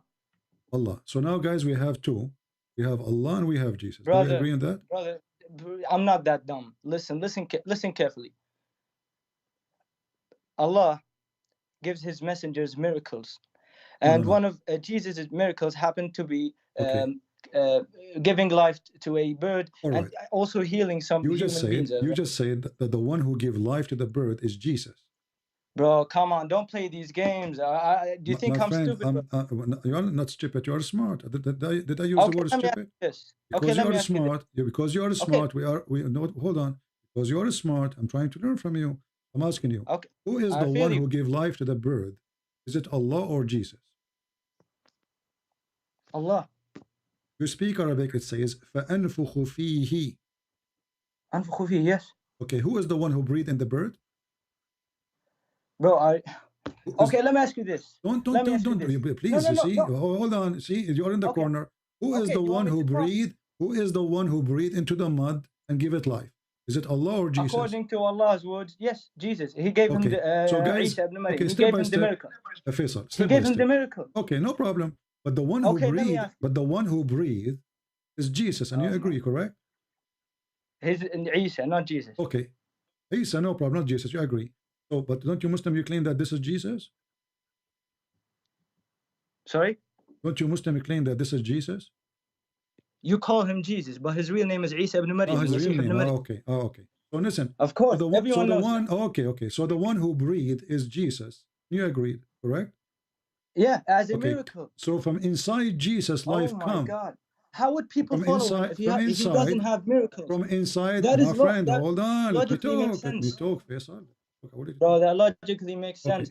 So from inside the breath of Jesus, from the power of the breath of Jesus, there's life is created. Do you agree? Yeah. Okay. Can Allah do the same? Of course he can. He created everything. Prove it.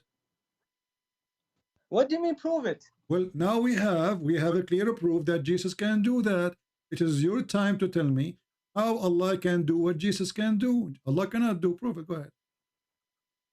وَيَخْلُقُ مَا لَا تَعْلَمُونَ. This is a statement mean nothing. Allah, he create what you do not. What do you mean? It's under Quran. I want you to prove to me that Allah can create anything. Can you prove to me that Allah can? I'm telling you now. No. وَيَخْلُقُ مَا لَا تَعْلَمُونَ. No. It doesn't say translate. People will laugh. Translate. No, you cannot translate. disagree. Okay, it's written there. Translate. People will laugh. No, I can't translate it because I don't know how to say it. Why you cannot? You speak English very well. No, I don't. No, actually, I cannot translate this part. You named it. It's a translation of a human being. Okay, let me ask you this. Translate. Okay, please listen, Christian Prince. Translate. If you may. Translate. This is funny. Because you don't want to translate. What do you mean this is funny? So why you don't translate it? It's very simple sentence, 3 words. Okay, give me 1 second. I'll try and translate. I'm actually English is my second I will help you. By the way, you quote for me chapter 16, verse number 8, proving Allah to be a false God. Look at this. Allah, he created horses and mules. Did Allah created the mules? There's a kind it's called the mules? What do you mean? Where is it? This is the verse you are quoting for me. You do not know what you are quoting, right? You remember a verse, but you don't remember. So there's a delay, I swear. There's a delay. Chapter 16, verse number 8, it says, and Allah is the one who made the horses and mule. There's no creation is created as a mule. Okay. Mule is a sex between donkey and a horse. I know. Okay. But according to the Quran, Allah created a creature by itself. It's called a mule. Okay. I agree with you, because as I've said from before, my knowledge of the Islam is limited. Faisal, hold on. Listen. No knowledge. Is that what Is that how God? So how this God can be you don't creator respect others if he do not know that mule is not created as a mule? There's no kind of animals called the mule by creation. This is because of a sex between a donkey and a horse. I don't want to insult anything. Listen, okay, let me tell you this. What is the definition of God? The word God. Don't change the topic. Already you answer. I just showed you that Jesus. I just showed you that Jesus can breathe into the mud and he make it a living bird. So right now, as we speak, there's birds flying in the sky made by Jesus. Your God, Allah, he think he created the mule. Beautiful. That was a miracle. How is it a miracle? How this is a miracle? God did not create a mule. Oh my God, he's talking over me. God did not create a mule. God created horse, yes. My God, can you hear me? Okay, I understand you and I admire what you said, but can you listen to me? I'm listening. Okay. Musa alayhi salam. Moses. Do you know him by any chance? No, I do not know him. Have you read about him? No. Are you playing games with me or no? I'm taking this seriously. When you say Musas, you speak about different person. In Muslims, you have a Musas who went to find the fountain of youth. Is that the same Musas you are talking about? Which Musas you are talking about? This is the problem. You know what's the problem? Is that you don't believe what I'm saying because it's not on the Bible. Okay, let me ask you this. No, it's not because in the Bible. It's because in the Quran they have different. You are the one who said to me, his name is Isa, not Jesus, correct? So you have different person. You Muslims, you are Islam is no, is it's his name. It's his. Come on, bro. It's his name. No, my friend. Isa is the son of Maryam, which is the sister of Aaron, which is the daughter of Imran. Isn't it the Quran says? Isn't it the Quran says? Because your prophet is a false prophet. He said that Mary is a sister of Aaron. Why are you talking to a guy who has nothing to do with this? Like, why are you insulting aren't you a Muslim person who? And this is why you are calling me. What kind of God? No, I do not know. What kind of God he think that Isa, which is Isa, is the same Jesus, which is the son of Maryam. This is different Maryam. Maryam, the sister of Aaron, is not Maryam, the sister, the mother of Jesus. And your God, he think that Maryam, she is the daughter of Imran, but Imran is the father of Aaron and the father of Moses. Maryam is Mary. Maryam is Mary. Maryam, the name in Arabic is because Maryam. you changed it.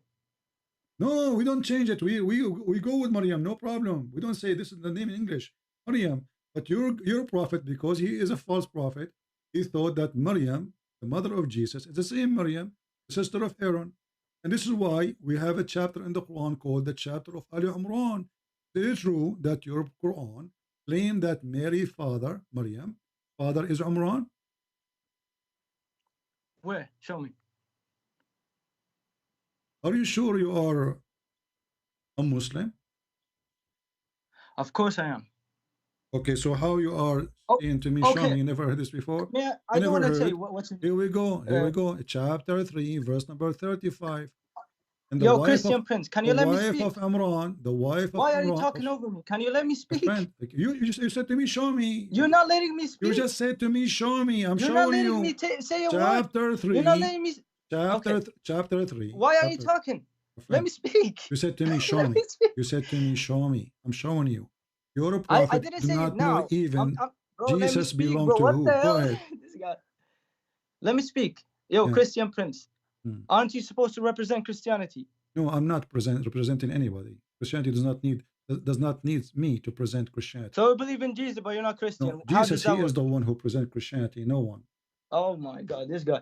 Don't say, okay, oh let me God. tell you this. Oh my Allah. Don't say, oh my God. You are not a Muslim no more. God is not your Okay, word. let me ask you this. Okay, don't ask me. I want you to answer. You are the one who said to me, show me where it says that Mary, she is the daughter of Imran. Imran is the father of Moses. Mary is not the daughter of Imran. Bro, I just answered what kind you, of a but you're not prophet? listening. You do not know who is even I Mary. just said it. Okay, Christian Prince, let me ask you this. Are you with me? No, I'm not. Come on, I'm not joking around. Let me ask you this. With you because, the Bible, because Muhammad, was it corrupted? says, was what? it? The Bible, was it corrupted by men? So you believe the Bible is corrupted?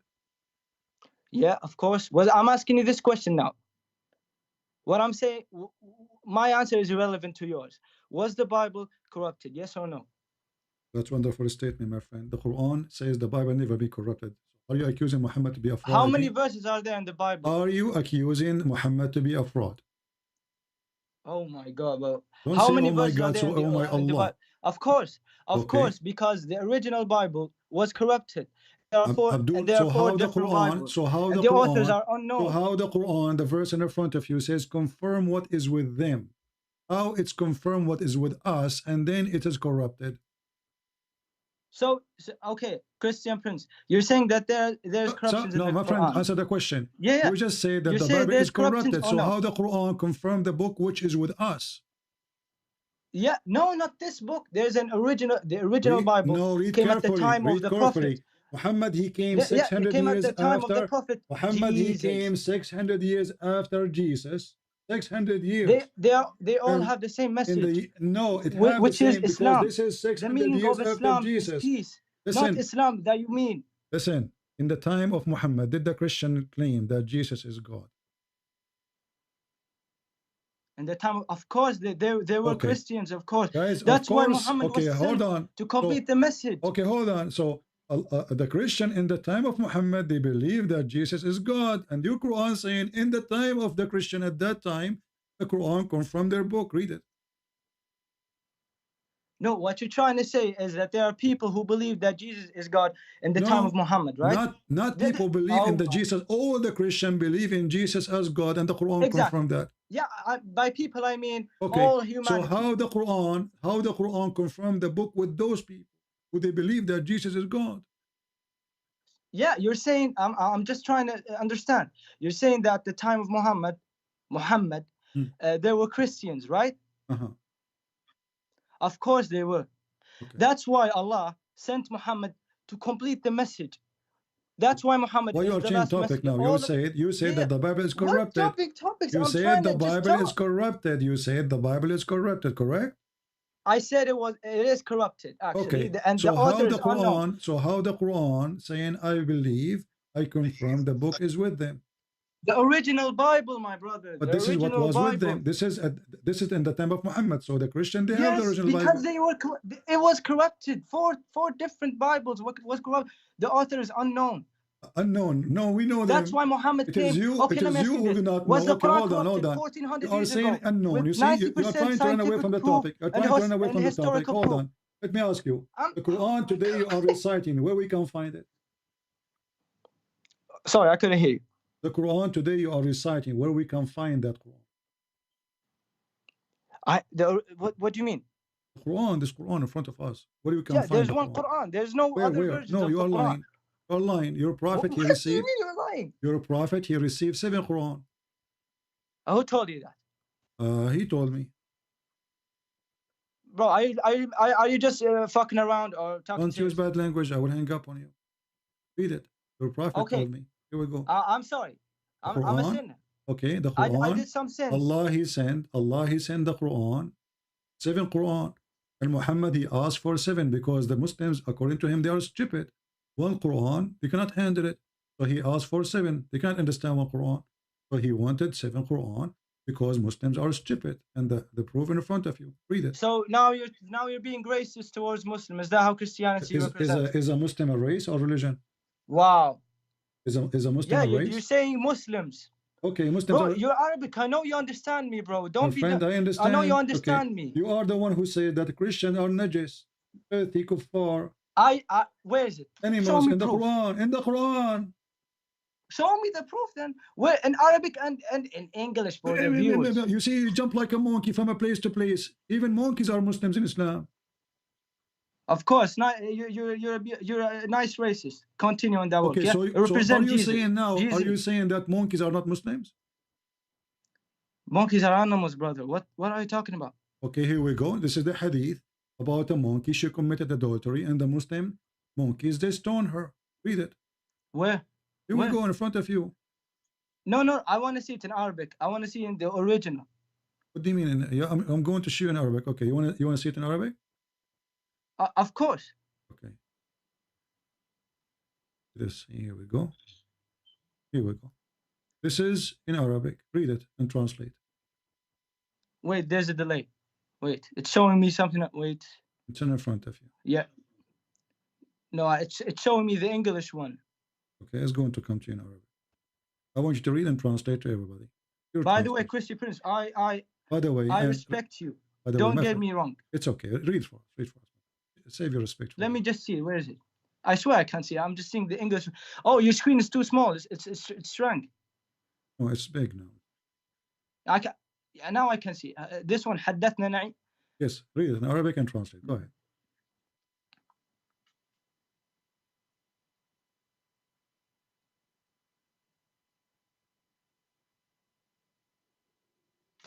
Wait, are you with me? No, I'm not. Okay, give me a second. I'm watching the monkey committing adultery. I love you, Joker. I cannot believe that this monkey cheating on her husband. He's a Muslim husband. Where did you find this?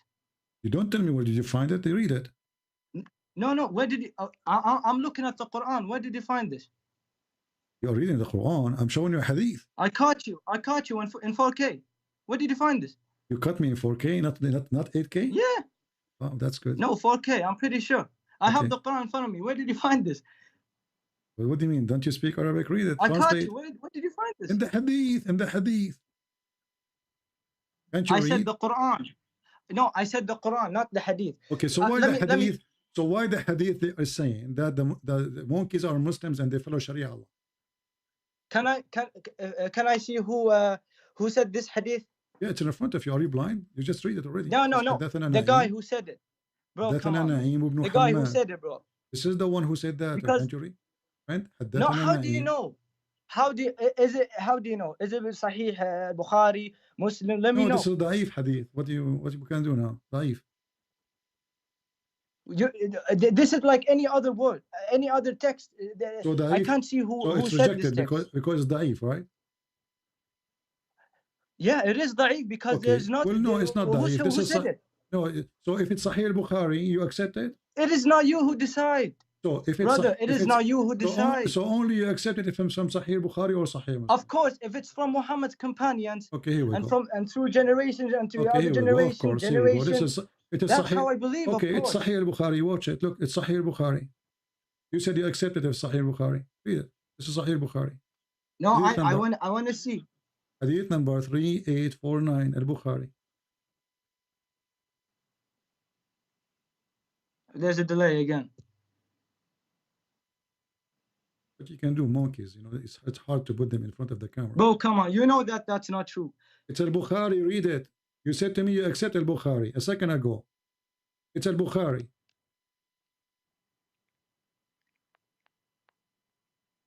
I'm with you, by the way, I'm with you. No, you are not with me because I'm watching the monkeys having adultery, fornications. Are you with me watching? Nice. Yeah, I'm just looking. I just want to make sure if he said that, because you know there's a hadith da'if. Of course, I think you were Muslim. You were an ex-Muslim. Yeah. Al-Bukhari is da'if now. Al-Bukhari, it's you who said to me you accept Al-Bukhari. No, I'm saying I'm looking for the hadith now. This is the hadith in front of you. It's the hadith in front of you. No, through my own info. I'm just trying to see if it's true. If it's hadith da'if or not. Why? How it's going to be da'if? It's in al-Bukhari. Okay, is that how you're gonna play? You're just gonna talk over me and say, if it's al-Bukhari, you accept. It's you who said that. If it's al-Bukhari, you accept it. If it's not, you will not. Yeah, but don't you know there's something called hadith da'if? But al-Bukhari have da'if too? There's weak hadiths. By the way, guys, there's weak hadiths. Okay, hold on. This is in the Quran too. Here we go. What you will do now? You will say to me, weak Quran? Okay, do you want me to tell you my answer? Don't tell me your answer now. I want you to read the Quran because now you will say to me. Now you will say to me.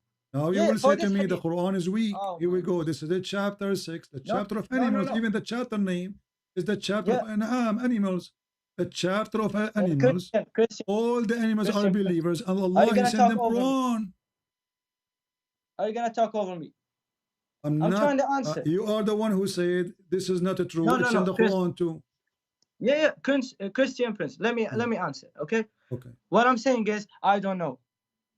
I cannot say anything that I don't that I think I know about. When I don't know this, when I don't know about this hadith, I cannot tell you. Oh yeah, I know. When I don't actually. What about know. the Quran? That's why I'm not gonna talk about it. The Quran says our enemies are believers and they are sent books. Oh, you're talking over. You weren't listening. Nice. Yeah. Where is it? There's not an animal. Yeah. Yeah.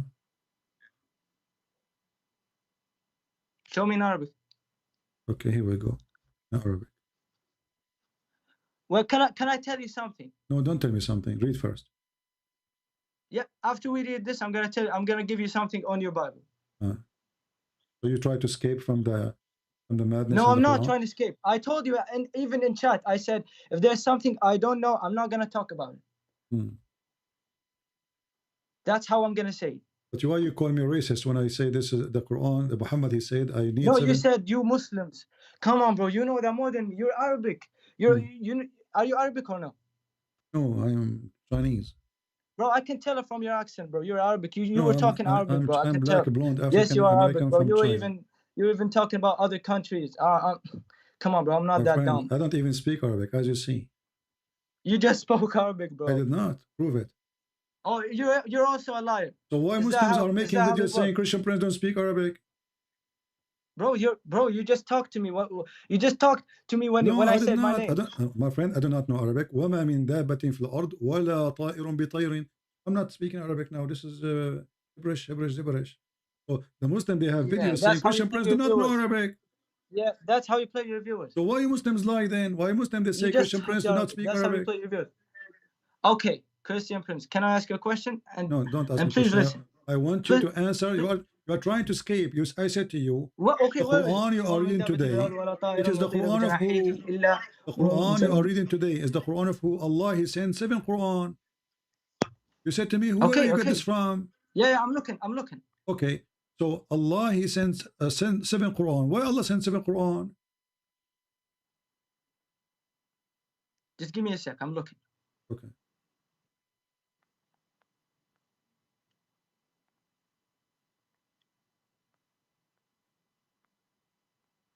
Okay.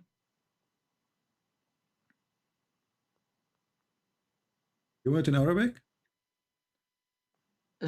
No. I have my own. Wait. Where is it?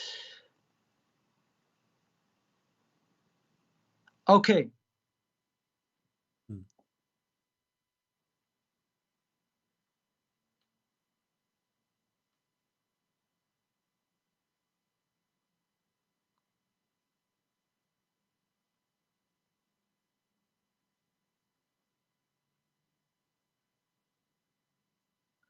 I have the answer, but I only can say in Arabic. I'm sorry.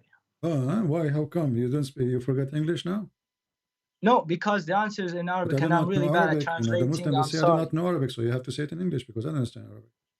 Yes, you know Arabic, but you trust that's not what.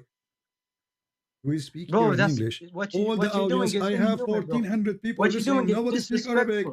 Why you want to answer in Arabic? If you call me speaking in English, you know that the channel is in English, and now we have 1,400 people. Your ears are closed. Maybe the only one who speak Arabic here is you and me. So why you want to answer in Arabic? No, because you can translate. You're better than me at English. No, you speak good English. Go ahead. Don't worry. Don't worry about your English. Go ahead. Translate. Tell us what you want. Okay. What do you think? You want my answer? Yeah. I do not know about this one. This is the answer. I do not know. Okay. Now, yes. So now, each time I show you something, you say I do not know about this. So you Muslim, you lie to us. You say we have Quran. Yeah. And the Quran is preserved. Okay. Then we ask you, what is the 7th Quran? Beautiful. You say I do not know. Okay, yes, where is the whole Quran? Okay, hold on. Yes, the Holy Bible. Which one? 1, 2, 3, 4. I don't know which one. Yeah. Okay, the Holy Bible is confirmed in the Quran.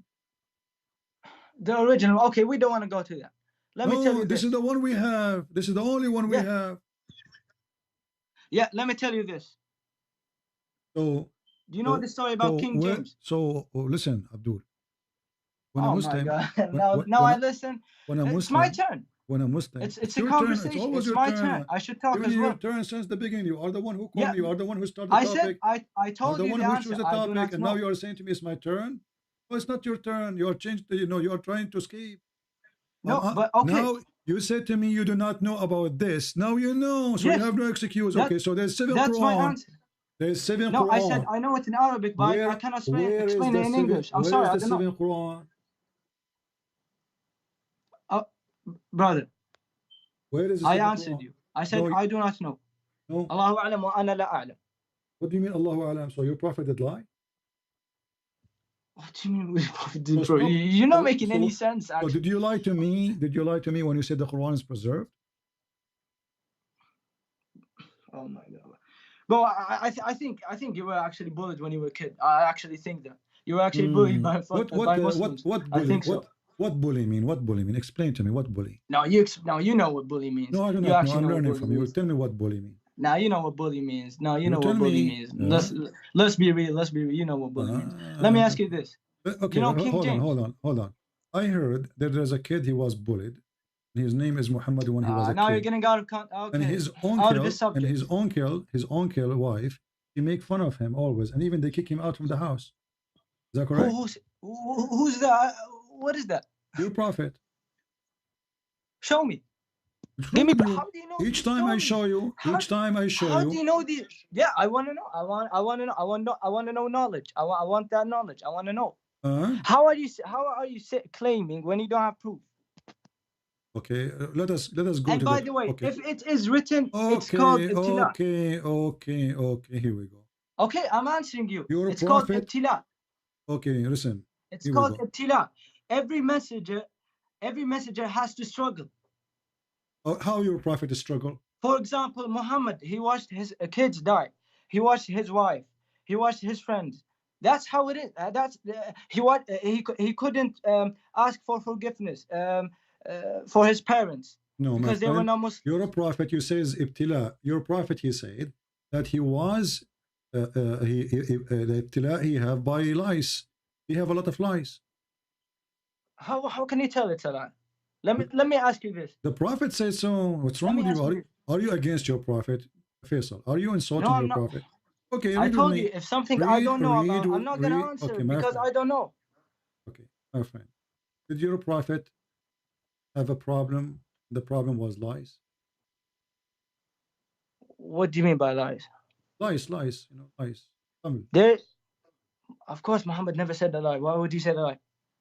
He was full of lies? He wasn't, actually. Why not? He was clean? What do you mean, why not? Why not? Is that because he's a clean? Bro, it's so sad that you don't want to know the truth. It's really, really sad. Well, Muhammad, he was full of lies. No, it's really sad that you don't want to know the truth. No, I am the one who's showing you the truth, and you are the one who do not know the truth. Do you know why? Because you're talking over me, and you're not giving me a chance. That's why it's really sad. Yeah. Well, my friend, it's very sad. It's very sad. It's very sad. I'm asking you, did your prophet, did your prophet full of lies? Was full of lies or not? What? Did your prophet, he was full of lies, yes or not? I just answered it like 100 times, no. Okay. So why the hadith says that there's women, they used to take lies from the head of Muhammad? Oh my God. That's why I can't answer you, bro. Why you can't answer? Because you're giving me weak hadith, and more so, I don't know the answer. How you know they are weak hadith? How you know they are weak hadith? And because it didn't come through his companions. So the hadith came from who? There are some at the time of the Prophet. There are some companions who didn't listen to Muhammad but believed that he said this and that. Okay. But what we believe in, that Muhammad, when something happens, and Muhammad explains, his companions write it down and tell it to others through generations and generations to come, and then that's how it works. That's how you find a strong hadith. Okay. Actually. Okay. So, but this is confirmed hadith that the Prophet used to be full of lies. What we would do according now. to your website. Yeah. According to the website. What do you mean according to the website? Are you Muslim making fake website? Bro, you're not making any sense. Oh my.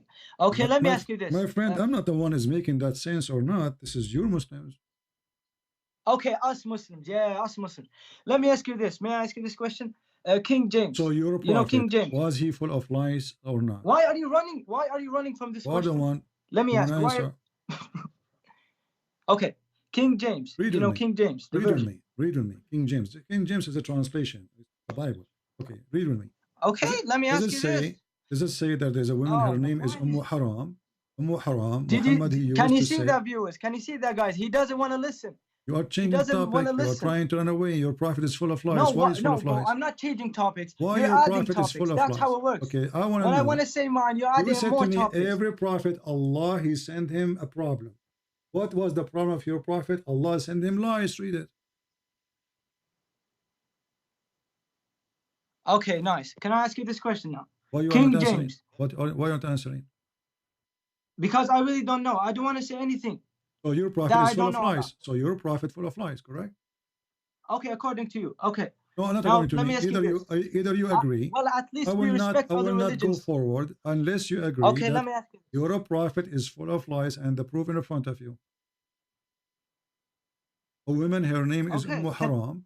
A woman, her name is Haram. Can I ask you this? Used to feed him. Is the wife of Abu Ubaidah, and she is the one who used to clean his head from lies. Okay, beautiful. Can I ask you now my beautiful. Do you agree or not? Bro, you were talking for like. Do you agree? Can I ask my simple question that you Christian Prince can answer? Do you agree that you're the only one who has the answer, and I want to know. Okay, I want to join Christianity. I want to know this answer. Can you answer this for me? Yeah. Okay, I will give you this answer. So you don't want to answer. Okay, now, yeah. Okay. Do you know King James version? I do not know. He doesn't know. How do you know then? I don't know. You tell me. I don't know anything. I'm learning from you everything. How are you Christian when you don't know about your version? I don't know. You tell me. Do you know what King James version means? The name, I've never read the Bible, as I've said. Oh, this is a translation. This is a translation. King James version. It's a translation. Like you Muslim, you say translation for the Quran, Yusuf Ali. Jesus was. So don't tell me King James version. Okay, now go. What do you want to say? Do you know this guy, Jihoy Khen? I don't know his name actually, so I don't want to disrespect his name. Do you know? You spell his name by Jehoiachin. What is that? Say the name for me. That's the name. Oh, you don't know? Oh my, he doesn't know, and he's a Christian Prince. Oh my God. Tell me the name. What knew you are? That's what is written in your read the name. Beautiful Holy Bible. Read the name for me. Yeah, that's his name. His name, I cannot spell his name. Okay, let me read his name. Jehoiachin. That's how I read. Yeah, that's how I read his name actually. Are you out of a fuel? No, brother. His name is Jehoiachin, bro. Jehoiachin. Okay. Okay. Let me type it in chat. Okay. What chapter you are reading from? Can you tell us in the I'm watching your live. No. What chapter? What verse you are reading from? Oh, this is 36 and 9. What? 36 and as I've said, Arabic is my first language. Okay. Listen, Faisal. Obviously, you're trying to escape. Okay, let me. No. You're trying to escape the stupidity of you your know religion. that Arabic is my first language, and I want to tell you this. Who care about your Arabic first language or not? Okay. Yeah, that's why I cannot. I just learned English as last year. As long Arabic is your first language, Arabic is my first language too. Do your prophet speak Arabic? Why did you lie then? Why did you say I don't speak Arabic? That means that you're a liar. I was doing. How can we believe you when you lie? I was joking with you. Because Muslims. What do you mean I was joking? Muslims, they have tons of videos saying. In Christianity, there's jokes. Do you guys joke around? Yeah, there's a joke. I will tell you a joke. When I was asleep, there's two angels. They come to me. They cut my chest. Okay. And they put a dish of wisdom in my chest. What? Okay, nice. That's how you enter the paradise. No, I want you to agree that I am wise. I want you to agree that I am wise and I am smarter than you. What a beautiful soul. Because I have a dish of wisdom and dish of faith in my chest, and you don't. This is his name, by the way. Let me type his name. Okay, Faisal, listen. I'm here for many hours. Right? This is his name, by the way. Already in 4 hours. Okay, finish fast. Yeah. What you want? What's his name? Where the name? You'll find his name. What's his name? That I typed his name down. Come on, I'm losing my patience with you. You can't even quote the chapter, say chapter, etc., verse, etc. Bro, Just go, man. Call me tomorrow. What a kid. You can't even quote a chapter name, chapter, book, etc., verse, etc., and that's it. You can't say the name, no problem. Crazy people. Anyway, guys, I cannot stay longer because I have a lot of lies. I'm a very clean person. I like to take a shower with dead dogs and women in blood from period. And the reason I take that shower with dead dogs and women in blood from periods and garbage, because it is against Corona. This is the way to fight Corona, bro. Dead dogs, women blood from period, and garbage. Put them in the bathtub. You mix them together. Be sure that the water becomes stinky. Then you jump. After you jump, you have to be sure that you are covered totally by the holy water, which is containing dead dogs, stinking things, and women blood from period. Now here, you will notice that women, they are very useful. Even their period can be a medicine. The Prophet, he don't do things unless Allah told him. So when he jumped in the stinking things, as the translation says, he didn't see any stinking because he was more stinky than the stinky. For him, it was so clean. The smell is so good because he stink more.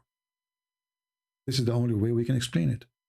Because how in the world a person, he jump in a stinky, but he don't see the stinky. He see it as a clean. And as you see, he says, it's a pure. And nothing make it impure. They said to him, "Oh, Messenger of Allah, are you performing wudu from the well, which the body of dogs and menstrual rags and garbage are thrown in it?" He said, idiots. Pink Panther. Water is always pure, and nothing make it impure. In case you are wondering how big this water is, it was in the size of a jacuzzi. And it's not a well, it is a dry well where water from sewage come to it. This is Muhammad, which is Faisal trying to defend. Now he is worried about King James Version, which is translation, but yet he cannot even quote the name. And when he want, he speak Arabic. When he want, he don't want to speak in Arabic. And when he want, he can speak English. When he want, he don't want to speak in English. This is exactly what Allah made out of them. And when you say stupid, he say, are you saying you're being racist? Muslim, they call us pigs, monkeys, animals, worst of the creatures, dirty, filthy, whatever. And then the second you say stupid, are you being racist? They play victims. They love to play victims. Nobody insult as much as Muslims do. All Islam is insult. Insult to the Hindus, to the atheists, to the Christians, to the Jews. The second you put them in their place, they play victims. It doesn't work with me. Anyway, Faisal is welcome to call me again, maybe tomorrow if we go live on air. Guys, I have to go. It's already 4 hours. Did we have a good time? If you think we have a good job for today, as usual, don't forget to make a comment, because comment can bring more people and can force YouTube to suggest our channel for others to watch. Don't forget to give a like. Don't forget to do simple thing. I give from my life long hours. My knee is hurting from sitting and bending my knee for the last 4 hours. Take you only a comment. Say something about something you heard.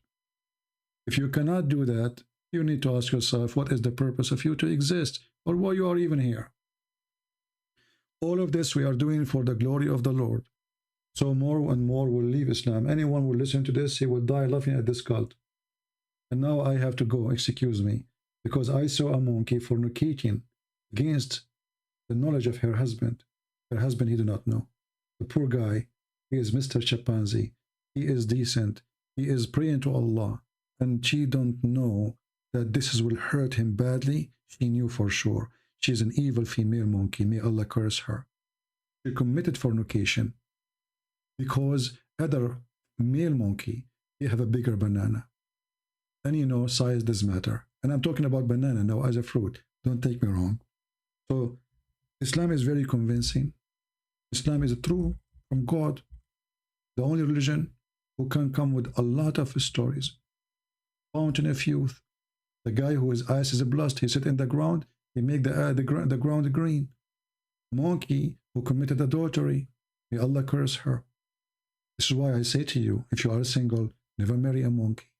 I'm telling you, marry a deer, maybe it's okay. A cow, monkeys, they cheat. I'm telling you, I'm not being racist now against the monkeys, but it's proven by the Prophet of Allah and his companions that monkey females, they are not decent. They do fornication.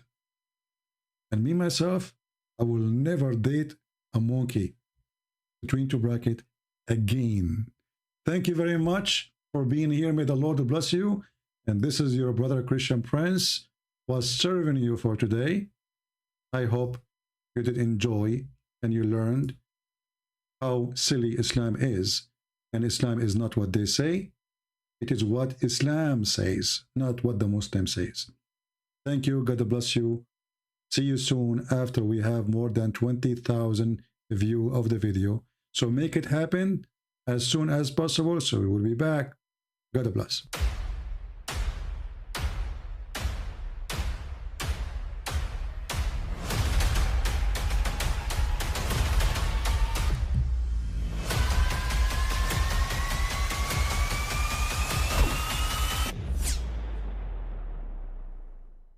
I mean, again, he doesn't know who Gabriel is, right?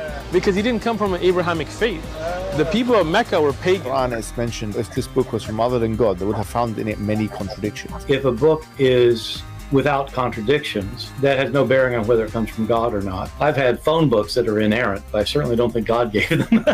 That we believe without understanding. The brother asked a very important question, that most of the scholars say that listening to music, watching movies, and most of the television programs, they're haram. So how can we have fun? Let me tell you, brother, at the outset, that having fun is permitted in Islam as long as the fun is halal fun. That the standard narrative has holes in it. The Prophet tells us because Satan or the devil sleeps over our nostrils. Those who oversleep and not pray Fajr on time, Satan urinates in their ears. I really do think Jesus was crucified and that he really was dead and buried. He thought that he was a son of God in the sense that he was specially chosen by God. I think Jesus really did think he was going to be the Messiah, the future king of Israel. I mean, that is, after all, why they crucified him.